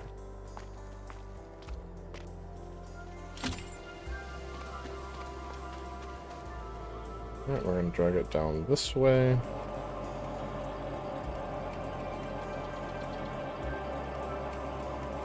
I was looking at the horsepower requirements, and it kind of looks like I could actually put the bigger winch on this if I ever decided that I wanted to do that.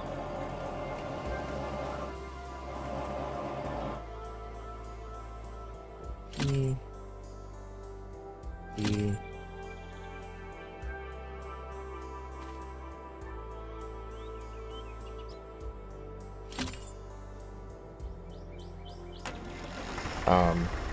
And that's able to tow a higher amount of weight, which would be good. Oh, I had another whole tree right there that I didn't know was there. Oops. Get that next time, I guess.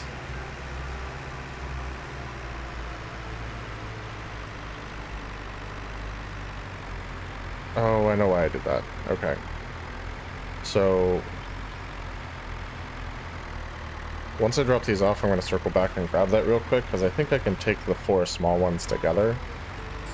Because that'll be 400, like 680 or 680 kilograms. And it seems to handle that much pretty well, typically. Let's go back and grab that super fast.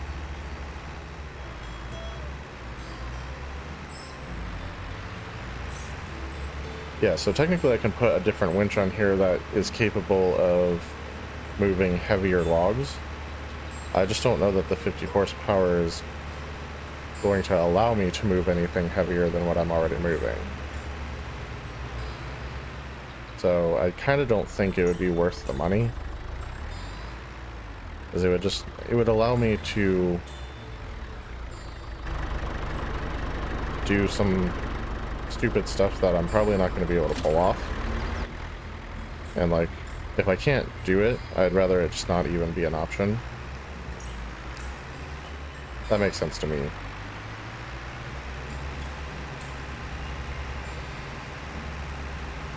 Ooh, it's swinging about.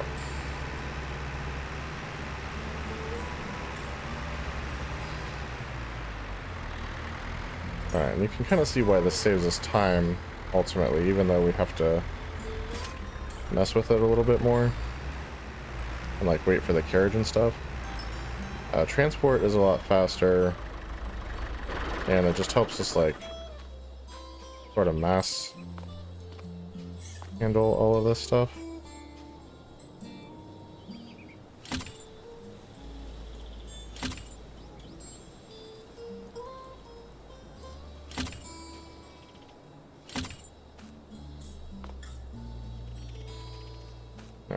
I'm trying to get out of the way.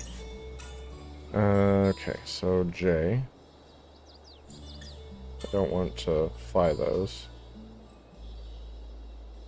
Or fly with them, anyway. That was kind of a cool thing. Yeah, I figured it'd be able to handle all 4 of those in one go, and it looks like it can. Alright, head back to the yarder.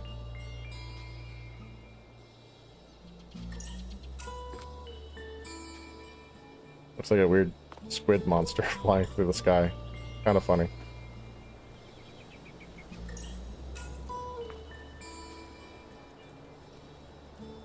And then the next one is this whole deadwood. Hopefully it can carry this. Like I said, it's pretty lightweight, despite its length. So I think it'll be alright.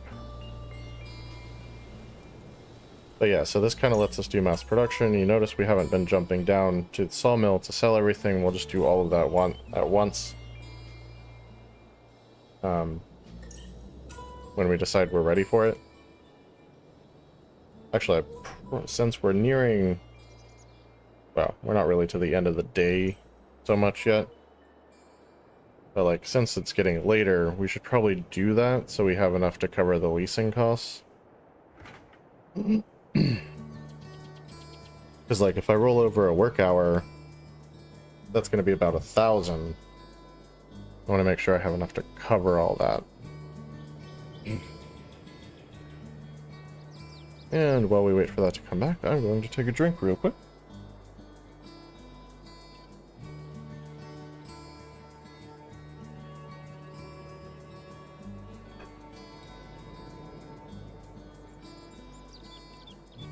wondering, yes, that is a Stanley.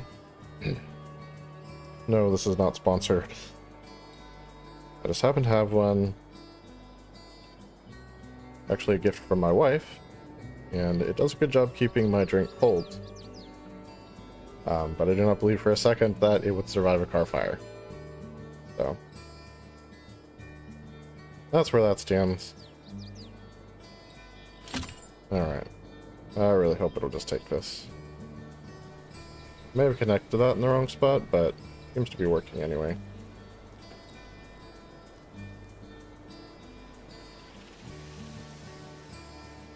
Now, the sad part is this is not going to be worth very much. Alright, it seems to be connected. Run it down to the yarder. Oh, turn that off, and then run it to the yarder. I forget about the follow mode needing to be off for that.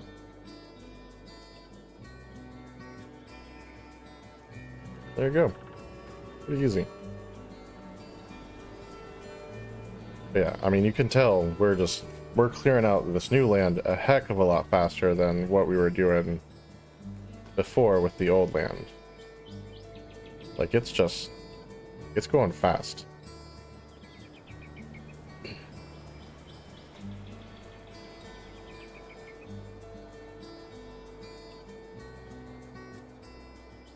So what do you think? Should we jump down there and, like, sell what we've got and just see where we're at? Or should we keep going? Like, part of me is really inclined to keep going, but, like, I don't know where the work hours are on the order. I do have enough to cover it, technically.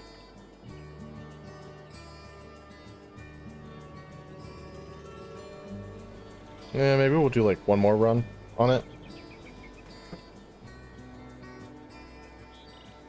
Because it was 5,000 initially, but, like, that's an initial cost, and then it's, like, 1,000 a day and 1,000 an hour, roughly.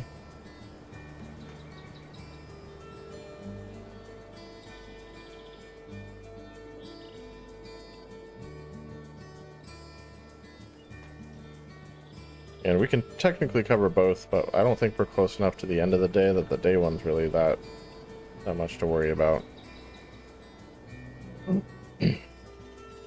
I wonder how big a mess the wood is down there, though. That's the real question. I haven't been down there for a while. Alright, carriage is here. Let's turn the follow mode off. Let's go get some more trees.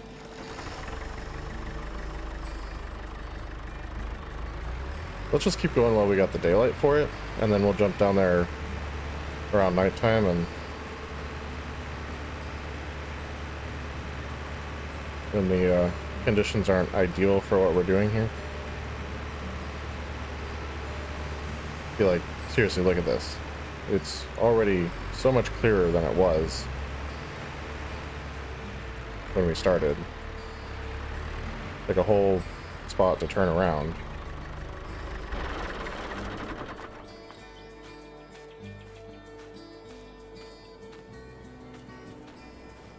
Alright. I said this is a no-go for us, right? No. And that's not. This obviously not. But this one I believe was okay. And I am prepped. So let's grab this one. Whoa, whoa, whoa, whoa. Whoa, whoa, whoa. Whoa. So if I cut it this way, it's cool. But if I flip it around, I'm not a... What? That makes no sense. Okay. What I need to do is drop it this way. Hopefully we can figure out a way for this to cooperate with me.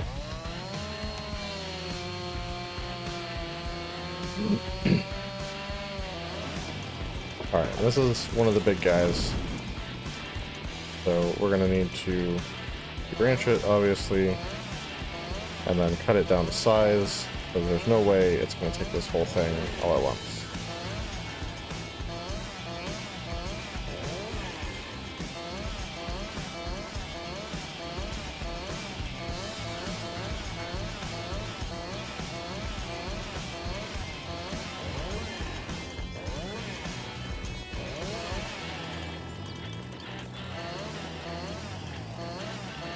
I see. We're on a tree that is... So those aren't this tree's branches. Makes sense.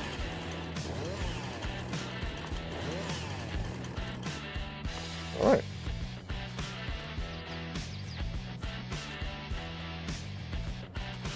Like I said, probably thirds. Like...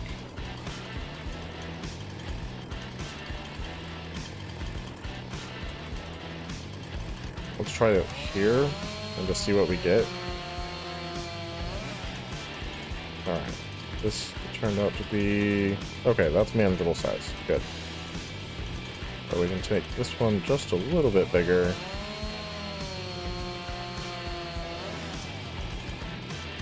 And this is 40. Cool.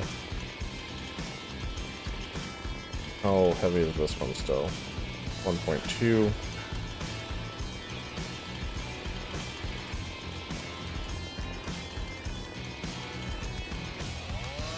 Right here.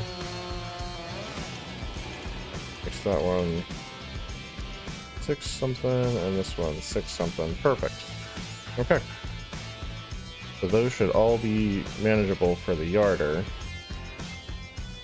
Let's see if we can drag them out with the winch here.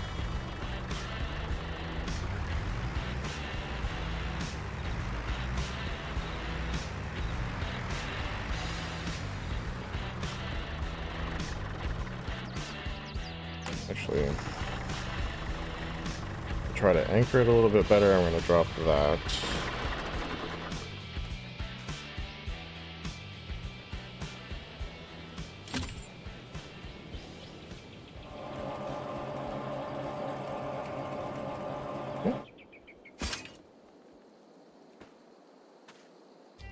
Come on, give me the rope. There we go.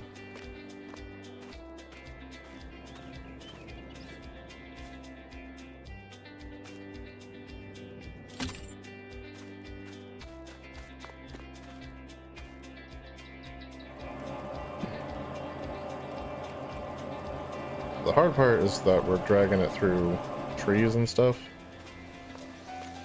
It's just gonna get super stuck that way. Okay. Release that. Grab this. Let's drag this over here by a little bit. Alright. There's this. Alright, so let that go.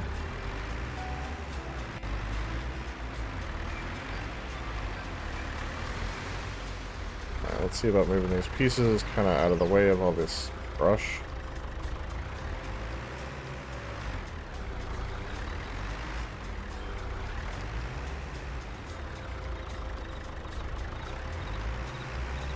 Okay, it's stuck because it's like through the branches of that tree.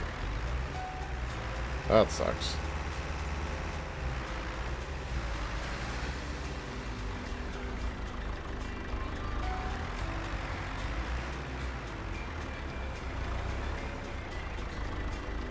So this one's nice and easy. Slide that off to the side.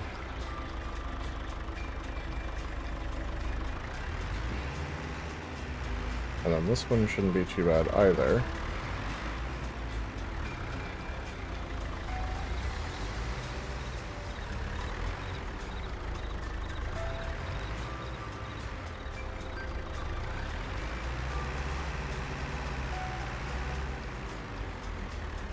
Alright.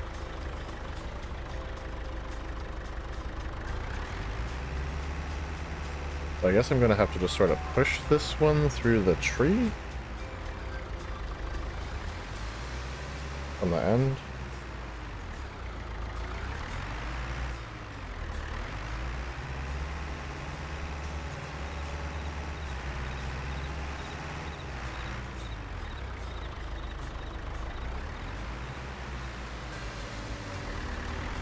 Oh jeez, okay. That didn't budge at all, so...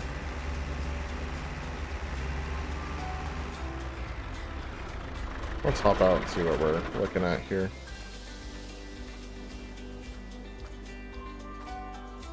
Okay, yeah, it looks like it's just super clipped into the tree here. I think maybe if we can drag it up and away from it, might be able to get it that way.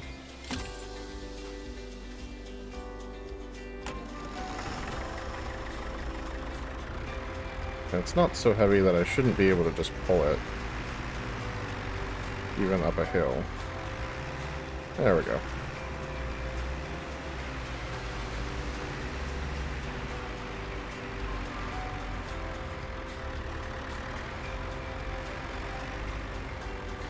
Let's bring this one down here.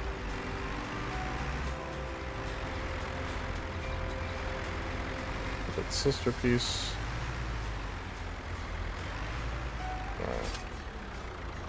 Back up a little bit and pop this.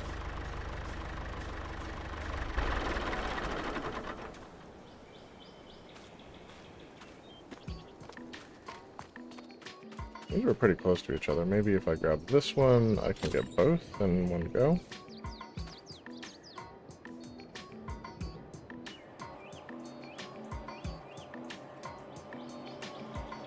Okay, stop. I think we got it. Down here. It's pulling the tractor just a little bit, but having that winch down on the ground like that is helping a lot.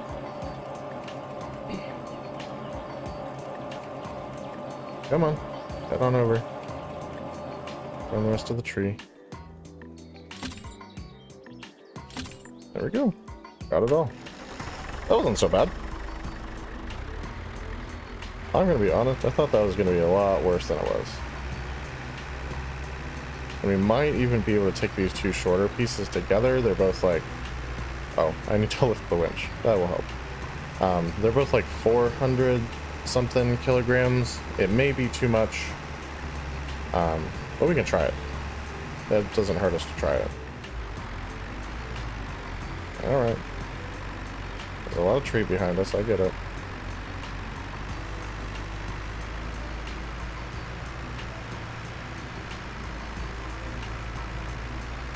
We'll head on down to this deadwood here.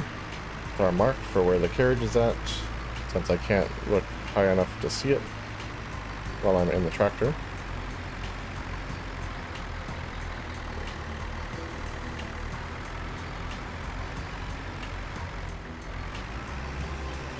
Come on, don't do all that. Alright, so we'll drop that.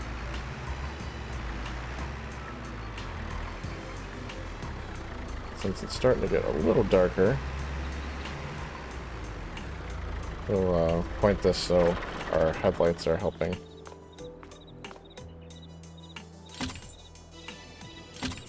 Alright, so we're going to try and take both of those at the same time, see how it goes.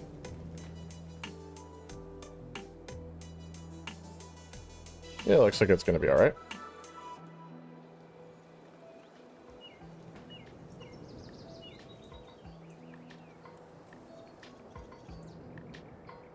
Okay, and that can head down to the yarder.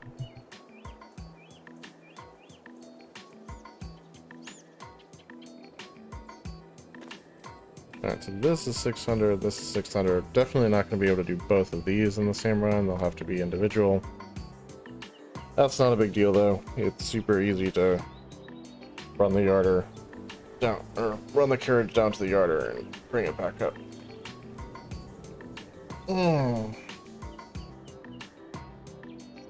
Sometimes you just gotta stretch, you know?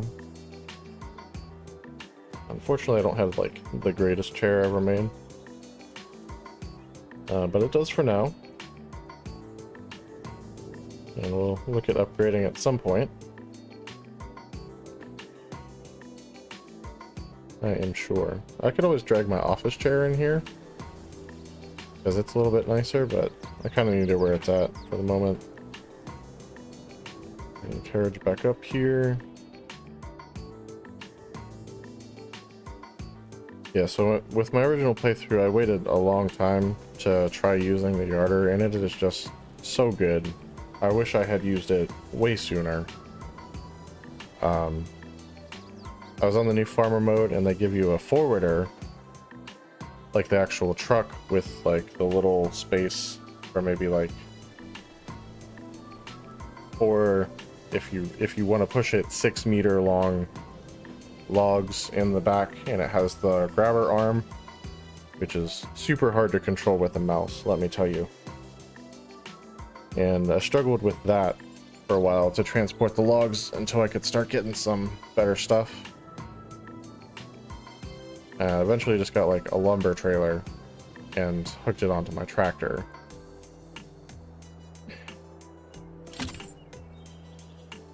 And at the time that was a game changer, but if I had known about this thing, now the trailer was like 30,000, so it was a little bit more affordable to purchase than this was. But like, I actually didn't even know about leasing at the time either. If I'd known, I could have just leased this for 5,000 and done that. Oh man, you better believe I would have done that. Had I only known.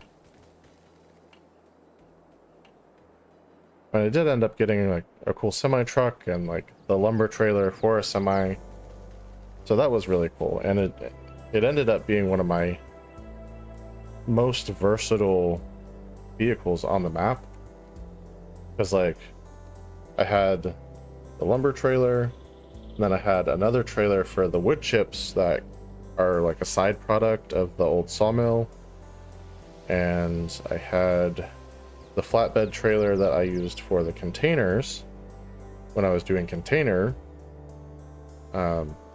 stuff, because it was just easier than loading a lumber trailer. And then the flatbed ended up being used to transport equipment from one place to another, because you could actually like push out these side panels, and it had ramps for you to drive your equipment up on. So you could do like oversized equipment.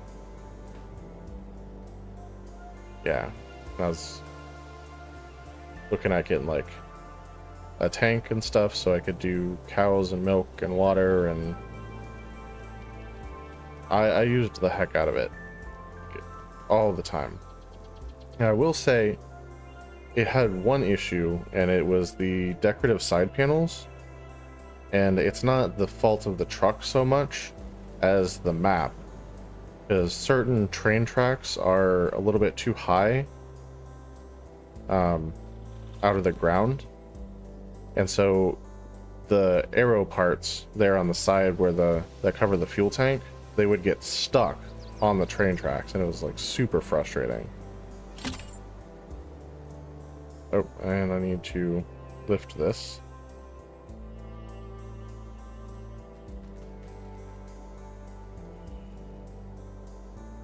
Hopefully it does not drop that. I sent it to the yarder before I had like reeled it up. That's my fault. Alright, I think I got it. And sometimes with like the super heavy stuff, that will actually work. Just drag it, once the path's clear, instead of lifting it all the way, you can just drag it down the hill, so it doesn't have to lift the full weight. And like, that works. Whatever gets it there, right?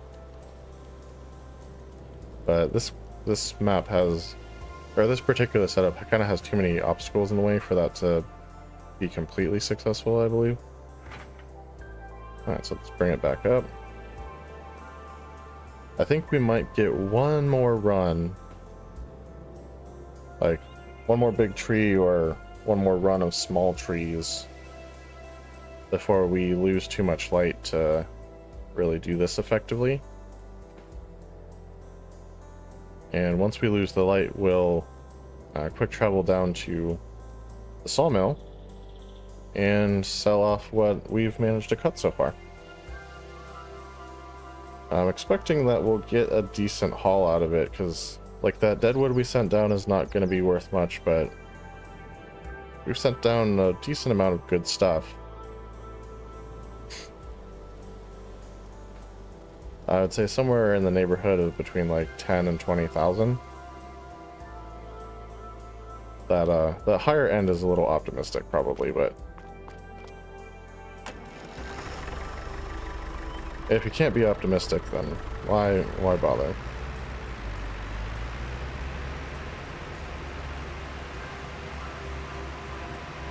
And of course, the goal is 30-some thousand, so we can buy this land that we're sitting next to and start cutting it right along the yarder path. So we won't even have to use the tractor to drag stuff over. Like, that's going to be great. Alright, so let's swing around here.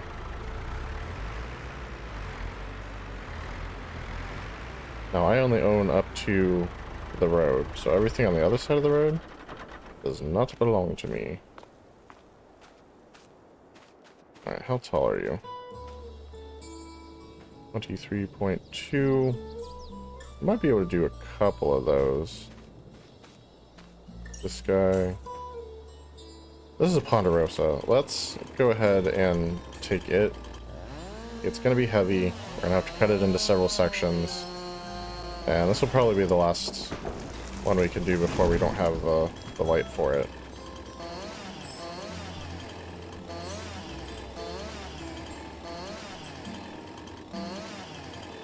I mean, with any luck, I'll be able to get enough to afford a house. I can throw it up on my little piece of land up there. A nice cheap $17,000 bus house. And we can sleep through the nights, which would be awesome. Not only for the production value, but also just because working at night sucks. Alright, so this is currently 2.2 tons. That's a lot. So this is going to be cut into about 4 pieces. Alright, right about here. Alright, what do we end up with? 610. Okay, that's a manageable piece.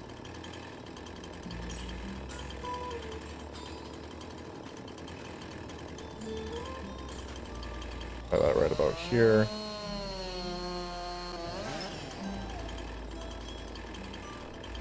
That's about 651. That's also a manageable piece. This is 911.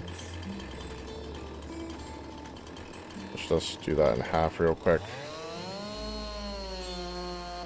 For the sake of it not being too heavy. 5 and 380. Okay.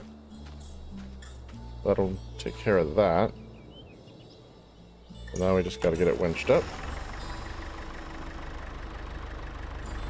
And it's not cutting through another tree, so that's helpful.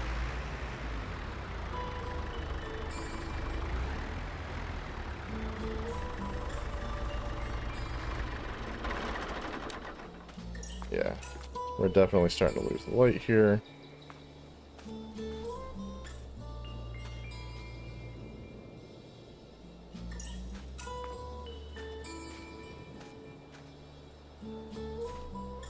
Alright, so we'll start here. Let's see if we can't just bring the whole thing down. There we go. One way to do it.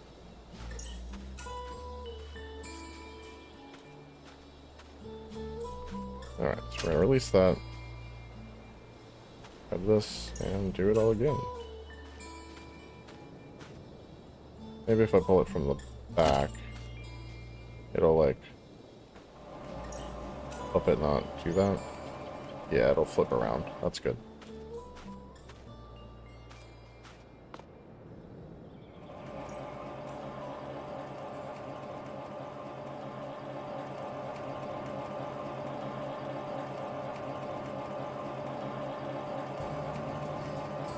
Alright. Grab the winch one more time. And let's do the flip around thing for this as well.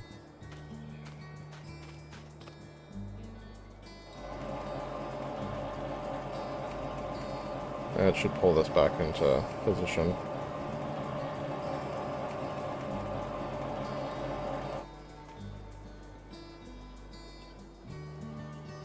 And okay, there we go. That was actually a pretty painless winching, I believe. Nope, gonna need that. And let's lift the winch there so we can get some decent speed here. It is causing me to have difficulty turning because of the weight of all 4 pieces. That's okay. Thankfully, we don't have to take it far, which is wonderful.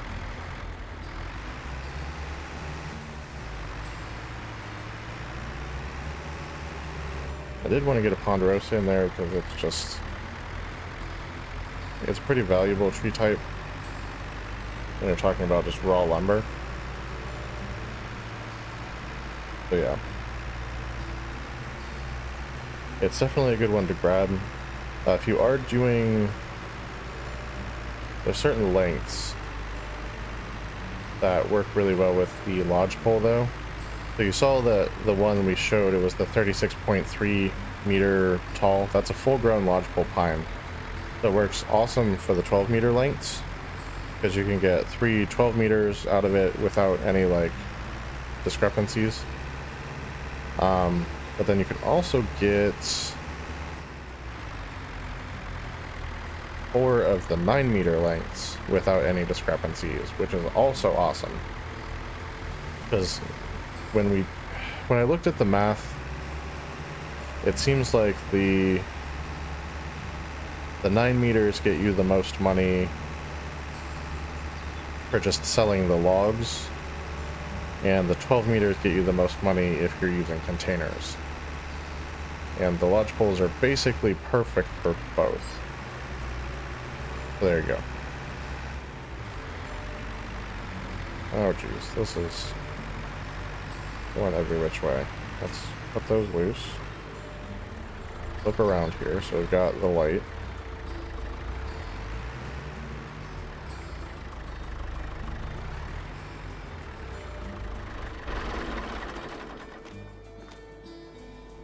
Oh geez, did I not take him down far enough? Or did I go too far?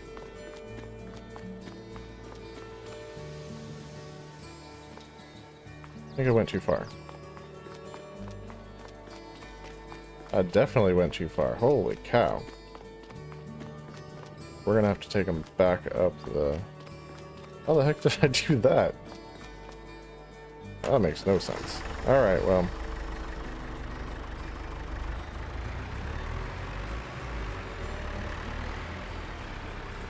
Got too excited, I guess.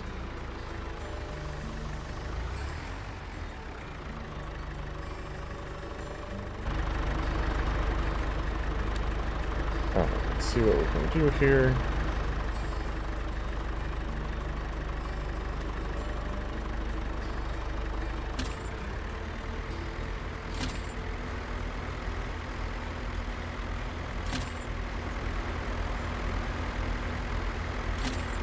Alright, we got him. Let's drag those in.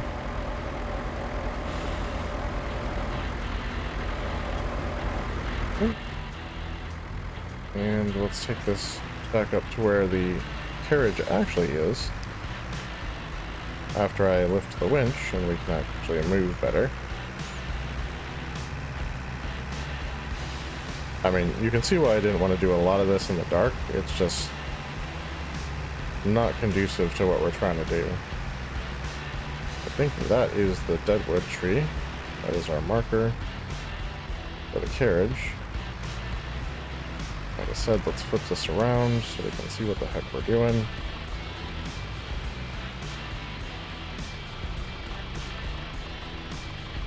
Come on.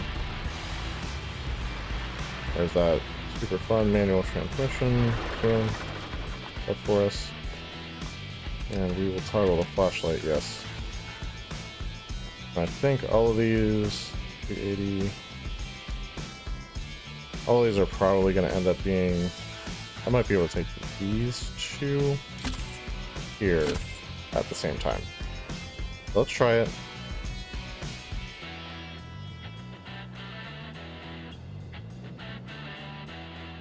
Yeah, it looks like those are going to be okay. Oh no, we'll have to debranch that when we get to the sawmill. Totally missed the top of the tree. Oh, that's embarrassing. Okay. Okay. I didn't realize the carriage mode, follow mode was on. There we go. Hopefully it doesn't drop any of those. It's okay so far. Yeah, I think that'll be fine. These two are definitely going to have to go on their own though. 600 and 600. 1.2 tons is going to be too much for the yarder to move all at once. That's okay. The hard part's done.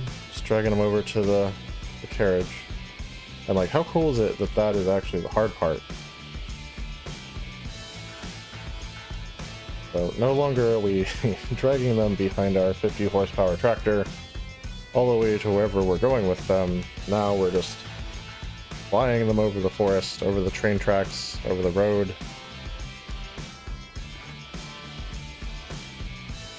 Nice and easy. Or at least easier than what we were doing before. And yeah, once we take these two down, we'll jump down there, debranch that one since I missed it, and that's going to hurt our value by a little bit. And sell those and see how much we got. Like I said, hopefully it'll be at least the 17,000. So I can get my house and we can sleep through the night. I would infinitely prefer to sleep through the night than work through the night. Because, like, it's super duper hard to see.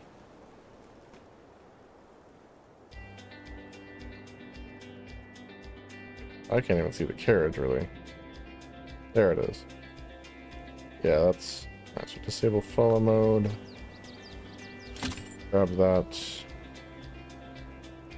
In real life, you would not want to be standing here, in case it fell. Or, like, swung and... I mean, it is swinging, clearly. But, like, while it was closer to the ground. All bad scenarios. Okay, that's there. Send it down to the yarder.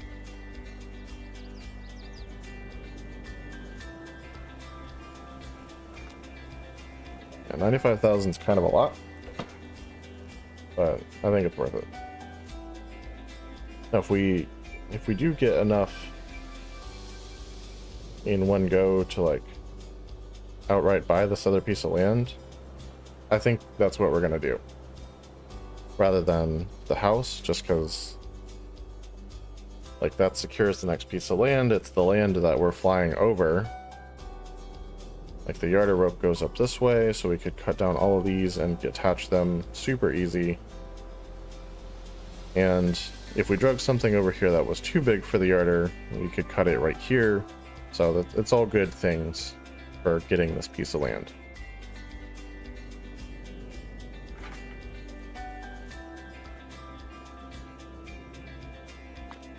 Alright, we've just got one more to move before we jump down there. And see what we ended up with so far. We still do have about 45 minutes left in the stream, but like it's going to be slow going working through the dark if that's what we end up doing. So yeah.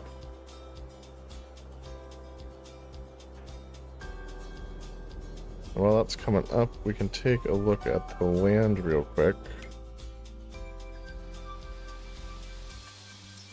So we own this bit, and we've really just kind of like carved out this chunk. We still have all of this, and like all of this, so... Oh, and all of this. Which I didn't realize. So yeah, we actually have quite a bit of land left. And that's here, so let's disable the follow mode. Grab this. Yeah, this is a bad place to stand in real life, but in the game, you can't get injured or anything, so it's fine.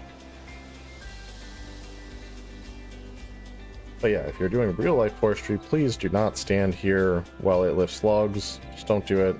It's not a good plan. Alright, and while that moves down, that's going to be automatic. We're going to fast travel to the sawmill.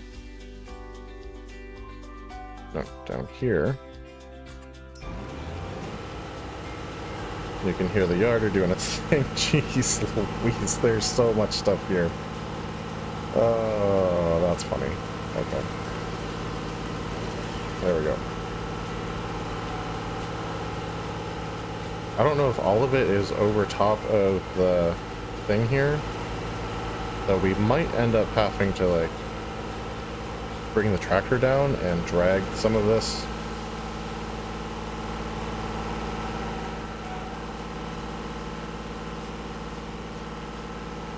Alright, let's do follow mode.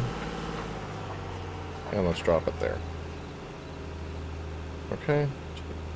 Table follow mode, take that down to the yarder. We'll just let that be there. Alright. What do you guys think we're gonna get? Put your guesses in now. I think some of this is too far over this way, and we're gonna have to winch it over with the tractor. But we'll sell off what we can. I put my guess in at around like between 10 and 20,000. Yeah, okay, yeah, 14,000. And like I said, we've got, oh yeah, we could use the yarder. Duh.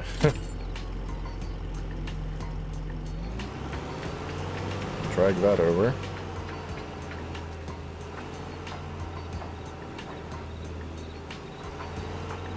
Alright, drop that. Drop this. And this, I guess.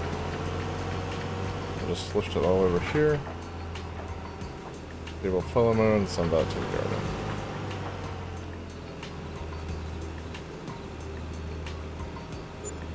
Alright, that was another 4,000. So, yeah, like 18,000-ish for what we managed to do during the daylight hours of the stream. That's pretty good. Now I could go buy a house. That is an option available to us. One thing I want to look at though is this land. This is the piece that we want to get. 32,000. And we're pretty close to that, honestly.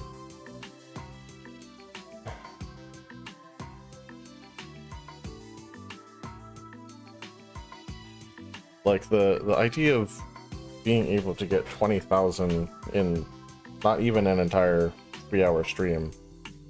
Like this thing has changed the game for us a little bit. It's definitely speeding things up.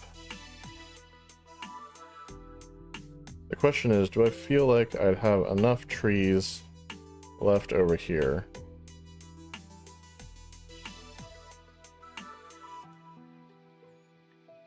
to afford the land if I bought a house? And I want to say yes, but let's go check it out in case. Let's tab over to the tractor. It's so dark. Like, I'm probably not going to be able to get a good valuation on this at the moment.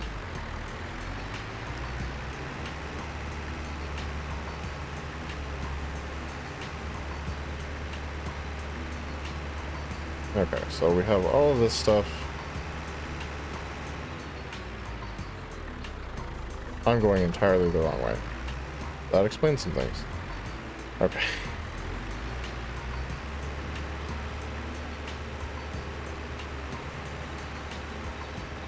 Alright, so all of this is unowned land so far. And we should pretty quickly start to see like, missing trees along the left hand side here. Like right about here, this is where my land's kind of starting. And it wraps around. There's more up on the hill here.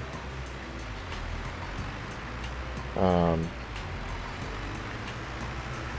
it doesn't follow this road. Right here, this tighter one.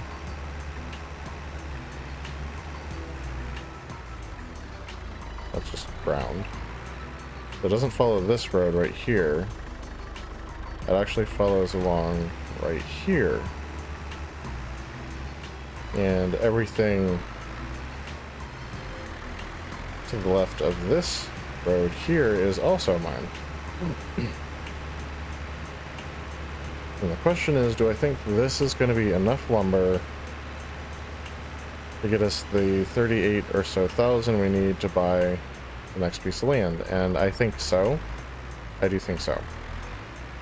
And I believe even if we buy our house, that we will have enough left over to pay the leasing costs for the yarder when the first hour is up and the day rolls over.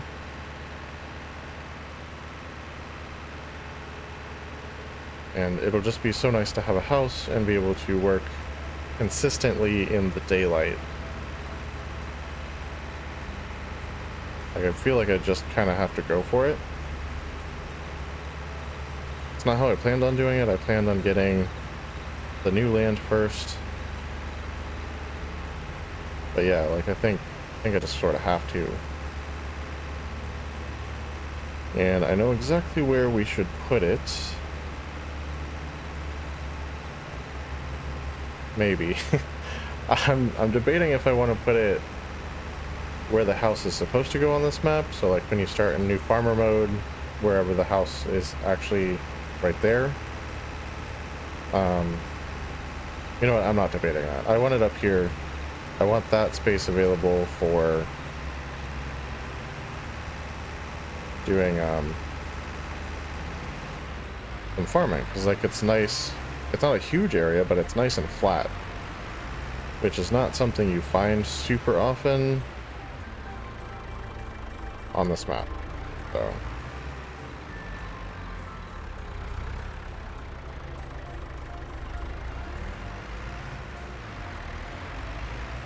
this bit of land up here on the top is all mine, the smallest piece of land on the map. And that's why we started off with it, to give ourselves a little bit of a challenge as far as all that goes. I'm going to stand on this side of the stream. Oh dear, nice. For replacing this.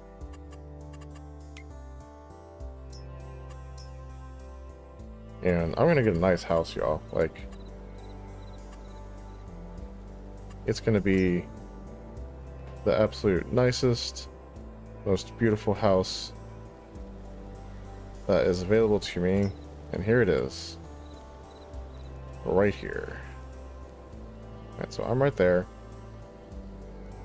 It's like burnt out bus.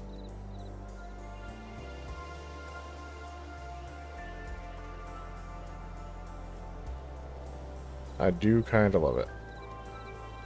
A lot of spaces it overlaps with stuff. Mostly tree stumps, I would guess. But right here, it's good.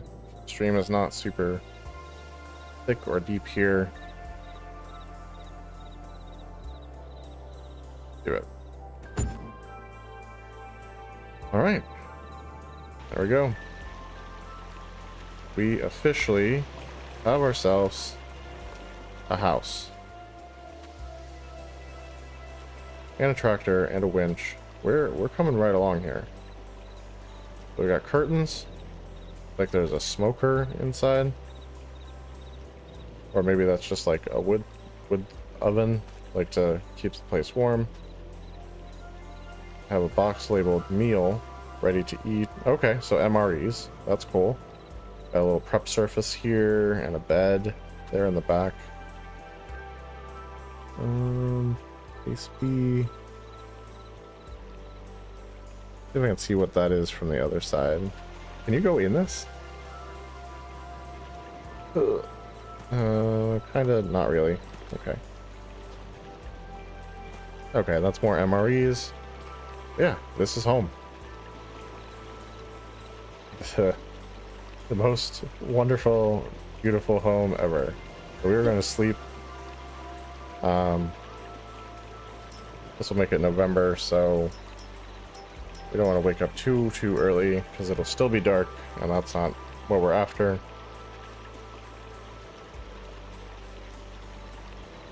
Let's try 7. Let's see where we end up. Oh, this is nice. Okay, so 950 vehicle leasing cost. We knew that was coming. Not a big deal. Alright, the sun is just rising. You can see the clouds lighting up as the sun comes up, so 8 o'clock might be a better option, but it also depends on the time of year. So it's November, sun doesn't come up as early in November. That's just how it goes. Let's jump in this guy. Turn that on and get ourselves into position. And now that that's there, I'm pretty sure we'll be able to fast travel to it. Yeah, there's a little house marker, and we can fast travel to it from wherever. So we don't have to bring the tractor up here.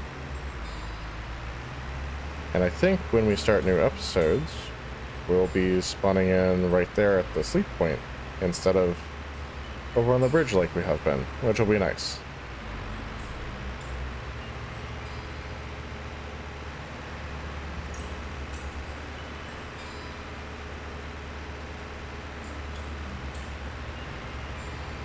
Yeah, so let's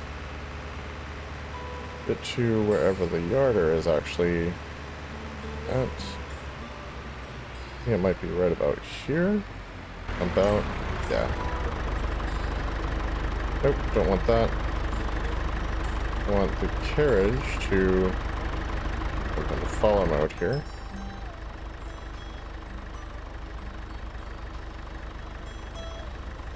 And we'll just turn this off until it arrives.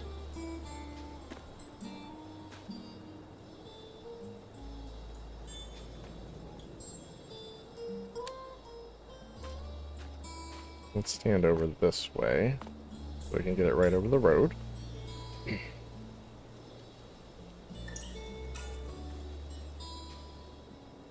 Well, we made a lot of money, spent a lot of money, but I think it was well worth it. We no longer have to work through the nights, which is a glorious thing. And now things like making grass fields is more reasonable because we don't have to like sit there for hours and wait for them to grow while we just like twiddle our thumbs. So that's always an option, and it's literally something that this can do.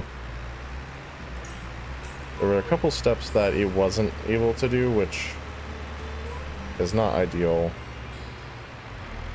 obviously. Like, there's no roller that it can physically pull behind it. They just don't exist.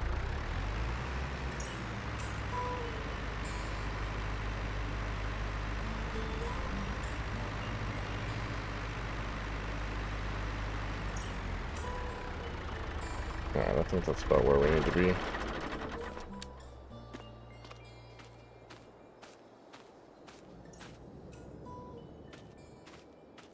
Yeah, there's definitely tree stumps here, so this be the spot. And these not be our trees.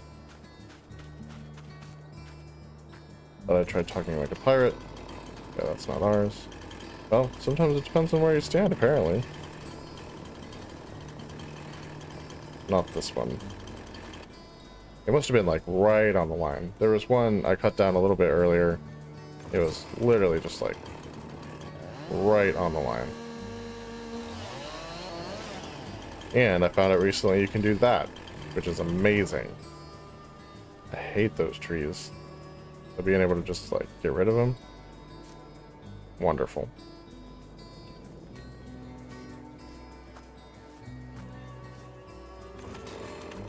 Try it with this one too.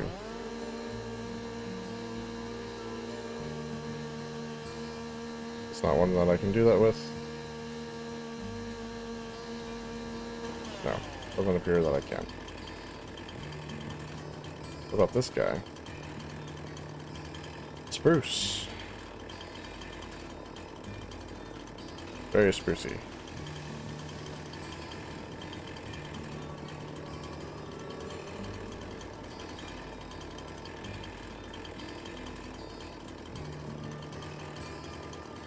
Okay. Do this.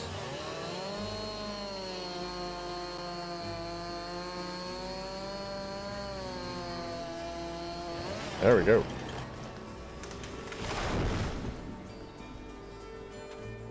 Alright, let's branch this guy.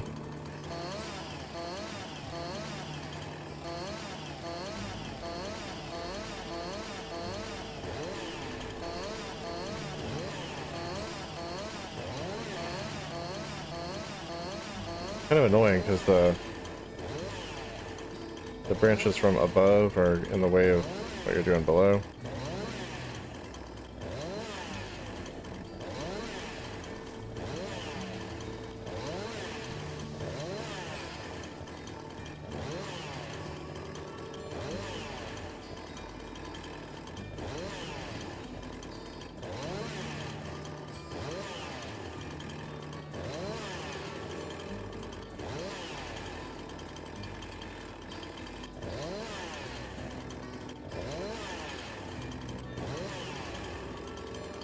Alright, let's see if we missed anything.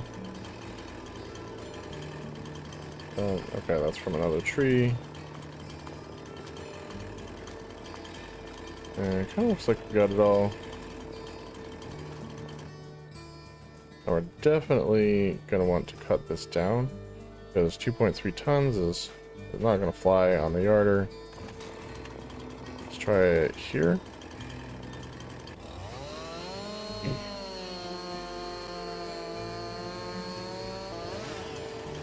Alright, what's that give us? 1.1 tons. I don't know if that's gonna work. Honestly, I'd feel better about it if we just cut this in half.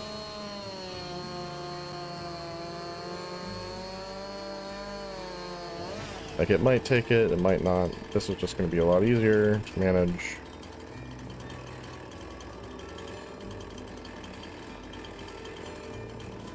Let's try this here. This is why I want a tree harvester. Like, it gives you much nicer sections.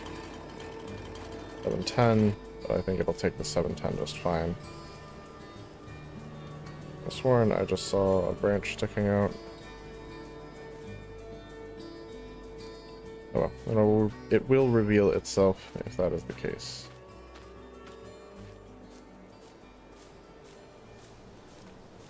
Alright, so we need to drive forward a bit. I see. When I cut it down, it fell on the land that we're wanting to purchase.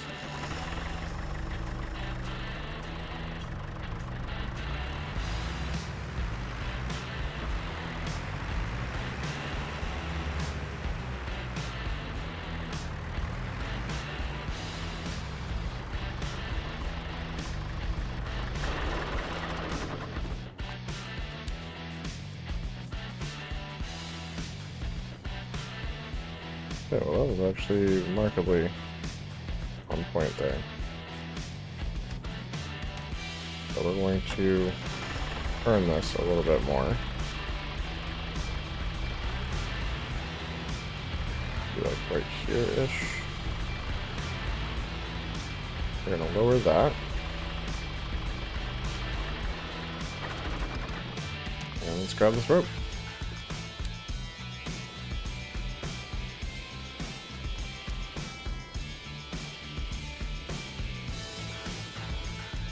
Alright, it's doing the whole, like, legging out thing. That's fun.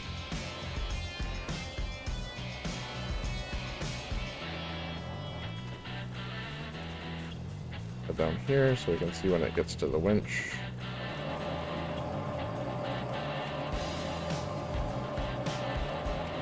Sun's coming up, that's good. We're actually not super far away from the carriage either, which is also good.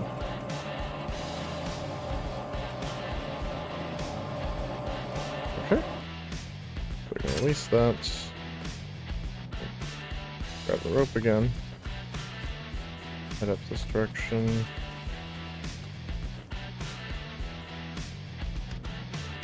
was where I thought the rest of the tree was at. There it is. Do you like lose some of it? No, just came the wrong way. So one thing that I've been interested in with the winch in particular is this whole thing here. Like, it showed it wrapping around this tree, but it doesn't look like it actually did.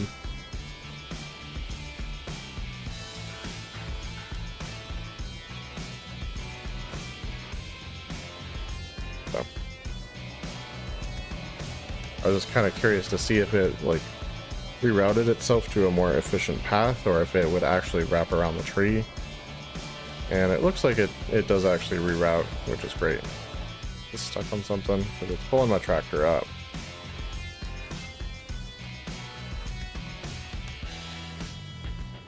Yeah.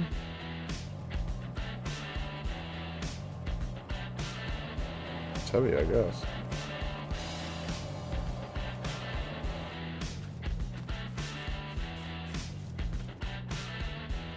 Alright, finish it off. I'm gonna shut out 2 more logs, I think, to drag down here from that tree.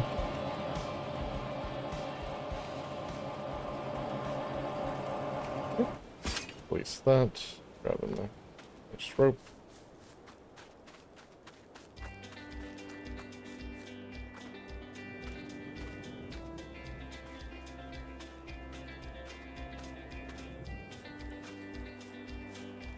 There we go. Actually grab this one. Let's see if we can't grab both of these at the same time. Come on.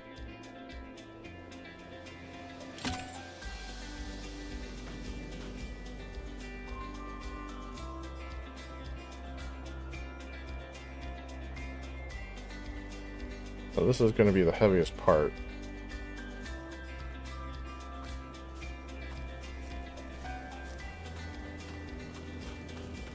One down here.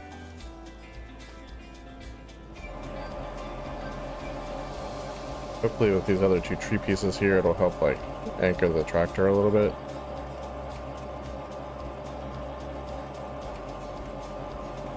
Oh, not a lot apparently.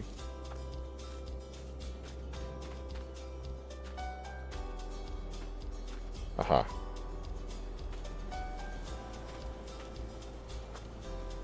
Wish there was a good way to like move these.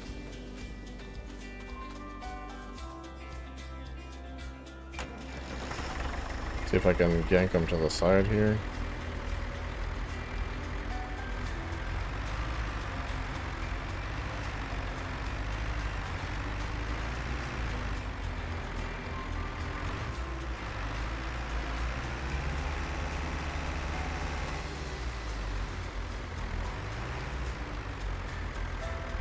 Alright, so let's release them.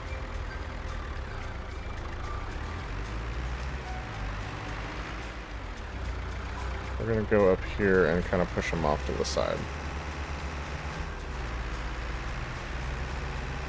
They're stuck on this guy.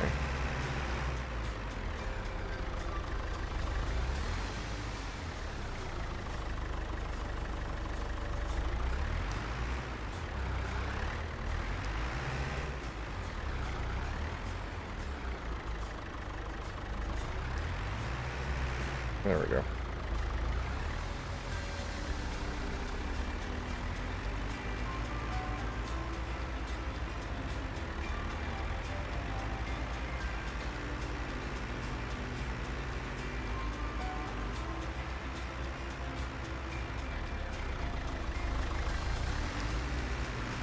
Alright, there we go.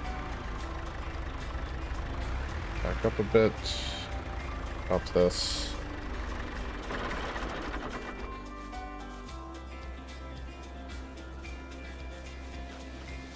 It should be right here. And I wonder why it lags out so hard like that. I think it's the longer it is, the more it does that. The short distances don't seem to bother it too bad.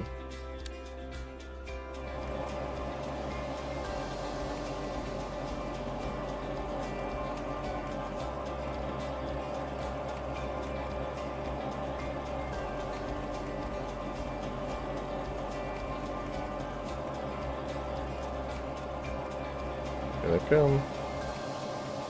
Alright.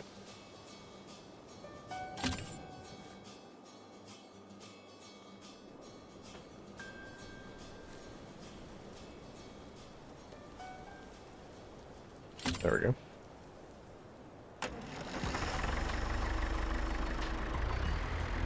Let's get these down to the carriage and move them down to the sawmill with the yarder. And let's lift the winch so we can actually do that. Oh.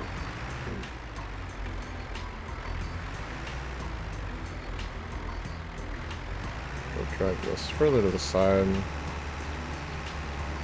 We have what we need to pull this off. Alright, we're heading down to that deadwood, which marks the carriage location.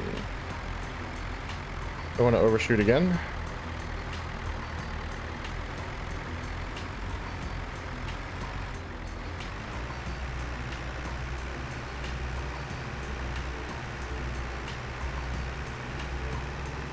That should be it right there.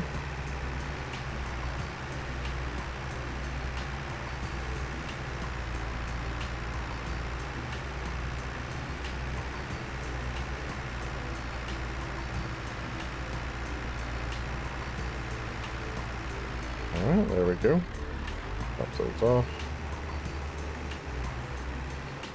Around here. And we're going to sit tight. Carriage is there.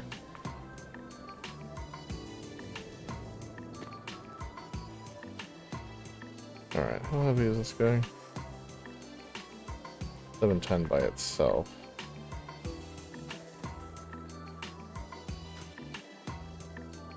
Let's grab that one.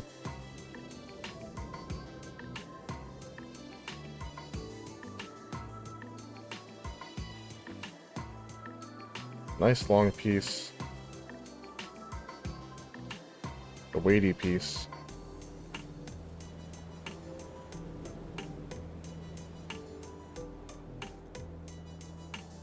Alright, let's send that down to the yarder.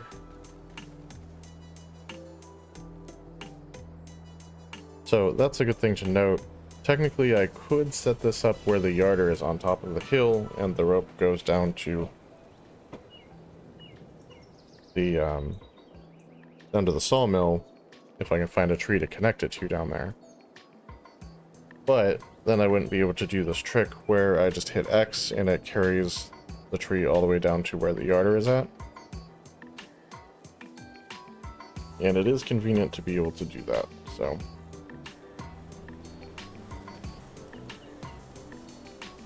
Probably turn the lights off on the tractor next time we use it.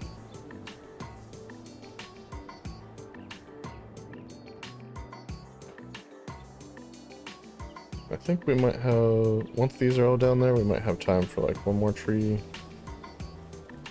One more of the big trees. We'll try to cut it a little closer to the road so it's easier to pull down and get over here.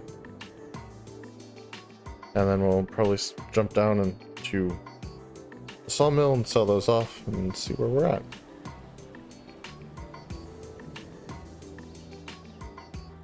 Yeah, so far so good. I do love that we have a house now. That's a beautiful thing. And we're definitely making enough money to support the lease on the yarder, which is also a good thing.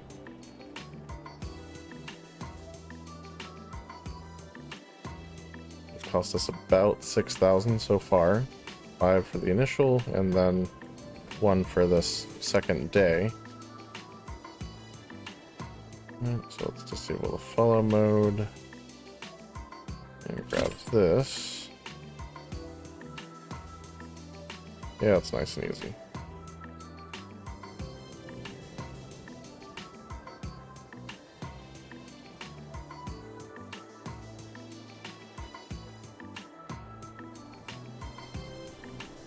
Right, it's up, and we'll send it to the yarder.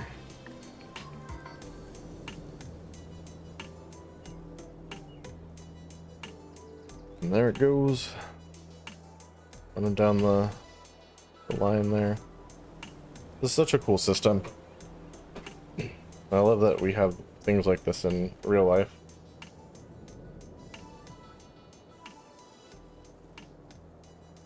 Especially on this particular map, because it is so unbelievably hilly in certain places. Like, this system is the only way, this and like a chainsaw, literally the only way you're gonna get to some of the trees on this map. Like, there's no way you're getting a harvester to them or anything like that. But you can take the whole tree, hook it up to this, drag it down the hill to like wherever your excavator's at with the processor head, and then you can cut it to size and debranch it there without ever having to like try and fight a harvester up a mountainside to get to it. I'm reasonably certain that would not go well.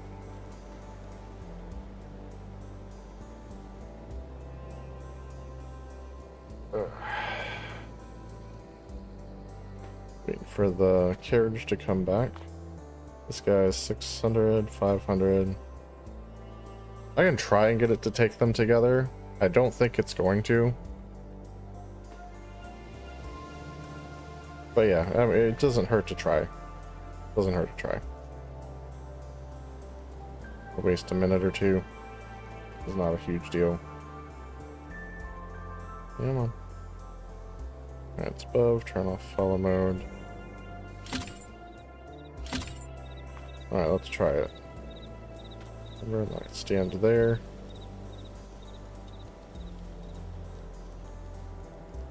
Okay.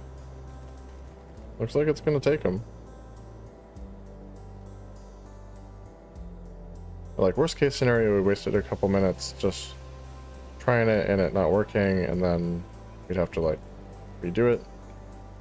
But this is the best case scenario. It's going to take both, and that saves us time having it run another trip. So yeah, that worked out well. So that was a grand total of like 1.1 tons, so maybe 1.1 is okay. I think it kind of depends on the tree though, because some of them are just denser material, and even though it only weighs 1.1, for whatever reason, this won't take it as well. So until we own this land right here, where we'll be able to chop them, like right here, I would prefer to just play it safe and go ahead and cut them into shorter lengths and lighter pieces. And if we can take both at the same time, great. And if not, then at least we were prepared for that, you know? Alright, so we'll wait for this to get back here. So it's in position for us, and then we'll go get one more tree, I think.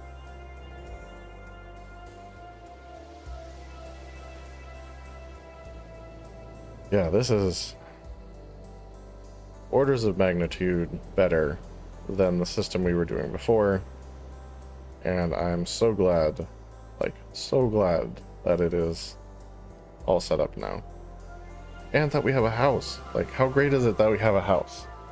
It's a broken down, burnt out bus with what cannot be a comfortable bed, a little like food prep area, and a stove thing for like a wood fire stove for what little cooking you'd be able to do there, and just keeping the bus warm with like 2 boxes of MREs. But it's a home. We can use it to sleep through the night and progress like the months forward. It's a huge thing, and when you're doing a $0 challenge, it's something you don't really think about. But yeah, like, it is a vitally important piece of equipment, especially when you're doing normal field work. Like with forestry, you can kind of work through the night if you want. If you want to try to do that. But yeah, with field work, like, you have to wait for the stuff to grow. So you're just sitting there twiddling your thumbs if you don't have a house. Alright, that'll work. Drops this. Let's jump off here. I think we're going to take this tree right here. It is a 23.2, so that's pretty good.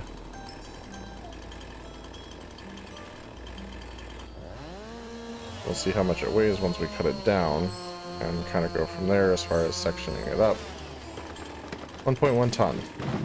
It might take this whole like this. Like I said, I kind of prefer to play it safe right now, because I don't want to have to drag it back over here to cut it in half.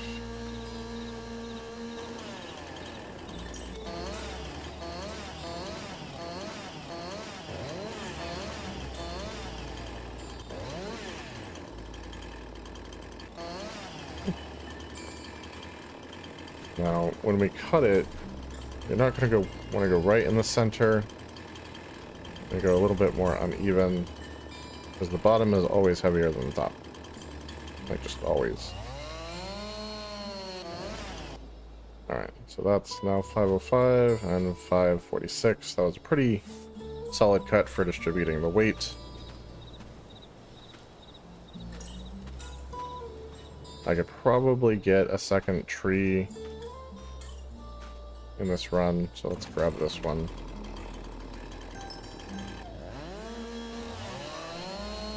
This is one of the species that the yarder will usually have a bit of a hard time with for the weight-wise. Even though it's $7.99, I would probably take that in just one piece. We accidentally cut that in half. I honestly can't tell. I guess when we try to pull it, we'll see.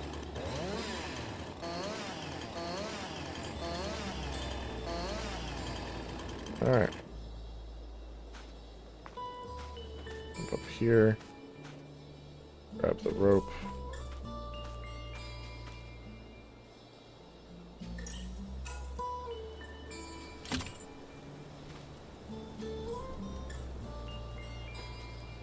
Look at this as close to the end as we can.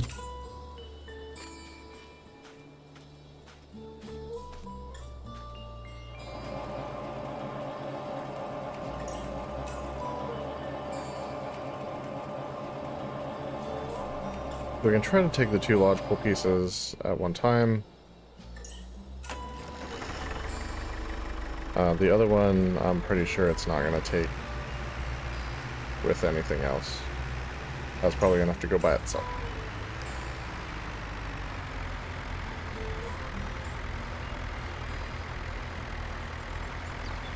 I always forget to lift that, and it does make a big difference. Having it drop does mean that I don't have it like wheelie on me from the weight of the logs being dragged behind, but it also means that I don't get the same pulling power, which is not ideal, obviously, because we only have 50 horsepower and we need all of the pulling power that we have available to us. And so yeah, the license plate on the tractor is supposed to be a little bit ironic. 50 horsepower hardly seems like something that'd be born to tow. But that's pretty much what I've had it doing, so. And I've said it many times before, but I really can't complain. It has done a fantastic job. Let's grab both these and see if it'll take them together.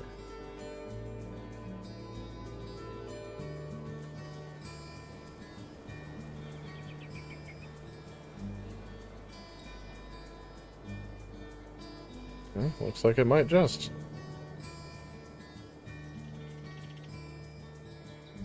Okay, let's send it down to the yarder.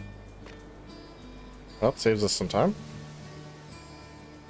Which is good, because we've got about 5 minutes of the stream left. Like I said, this guy will be an on his own kind of thing. crap. Make sure we didn't do any more of that. No, the rest looks fine.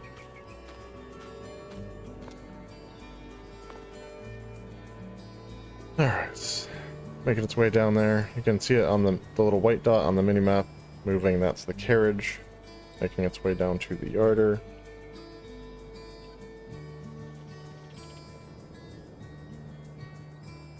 I guess in retrospect it would have made sense to set the yarder up actually in the cell zone. So if we had a situation like we did before where stuff kind of piled up on top of the yarder,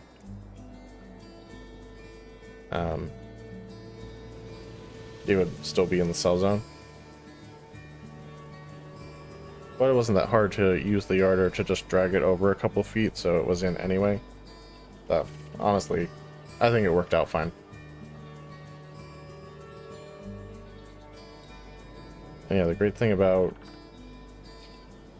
leaving the tractor kind of in the area we're working is we can tab into it from the house if we sleep, or if we're starting a stream, or the sawmill if we like fast travel down there to sell stuff, or like adjust the yarder. So like the whole setup has just really helped the travel time aspect. So it simplified the delivery of the logs here, which really just makes the whole process better.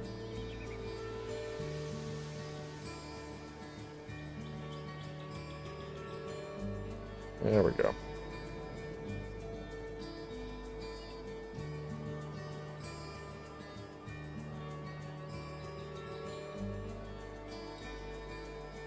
Okay, send it. Alright, turn off follow mode and then send it. Alright, well that's going. Let's move the tractor over to where we're actually working. We'll kind of leave it in that space until next time. So it's ready to go.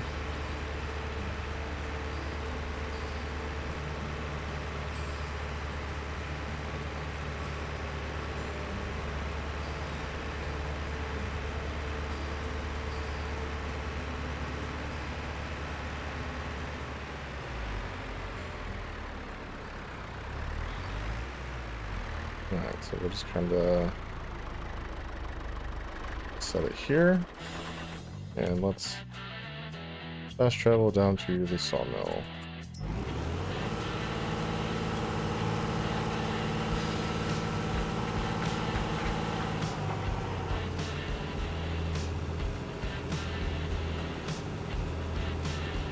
Alright, let's grab this guy. Oh, geez.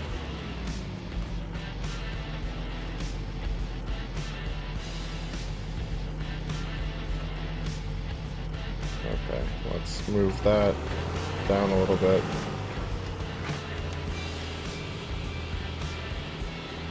Let's grab this guy and this guy. Drag them over some.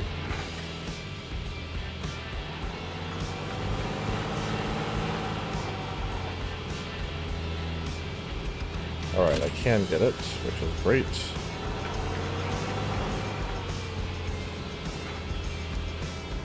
Alright, I think that's got everything in the right space here. Let's jump over here and see what we get for all of it. Alright. Alright, $5 for just a couple trees really isn't that bad. And I think that's going to finish us off for the day. Does this happen to say damage, but it doesn't say work hours? I wonder if because we don't have it attached to a tractor, it doesn't count any of the work hours, which would be so amazing. So we literally are only paying for the like days that it's rented.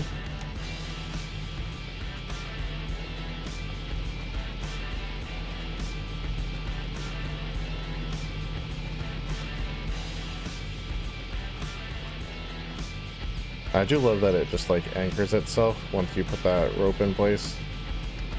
And like hard too. There's 4 of these ropes coming off the tower a bit. And just hold it solidly in place. This thing's not going nowhere.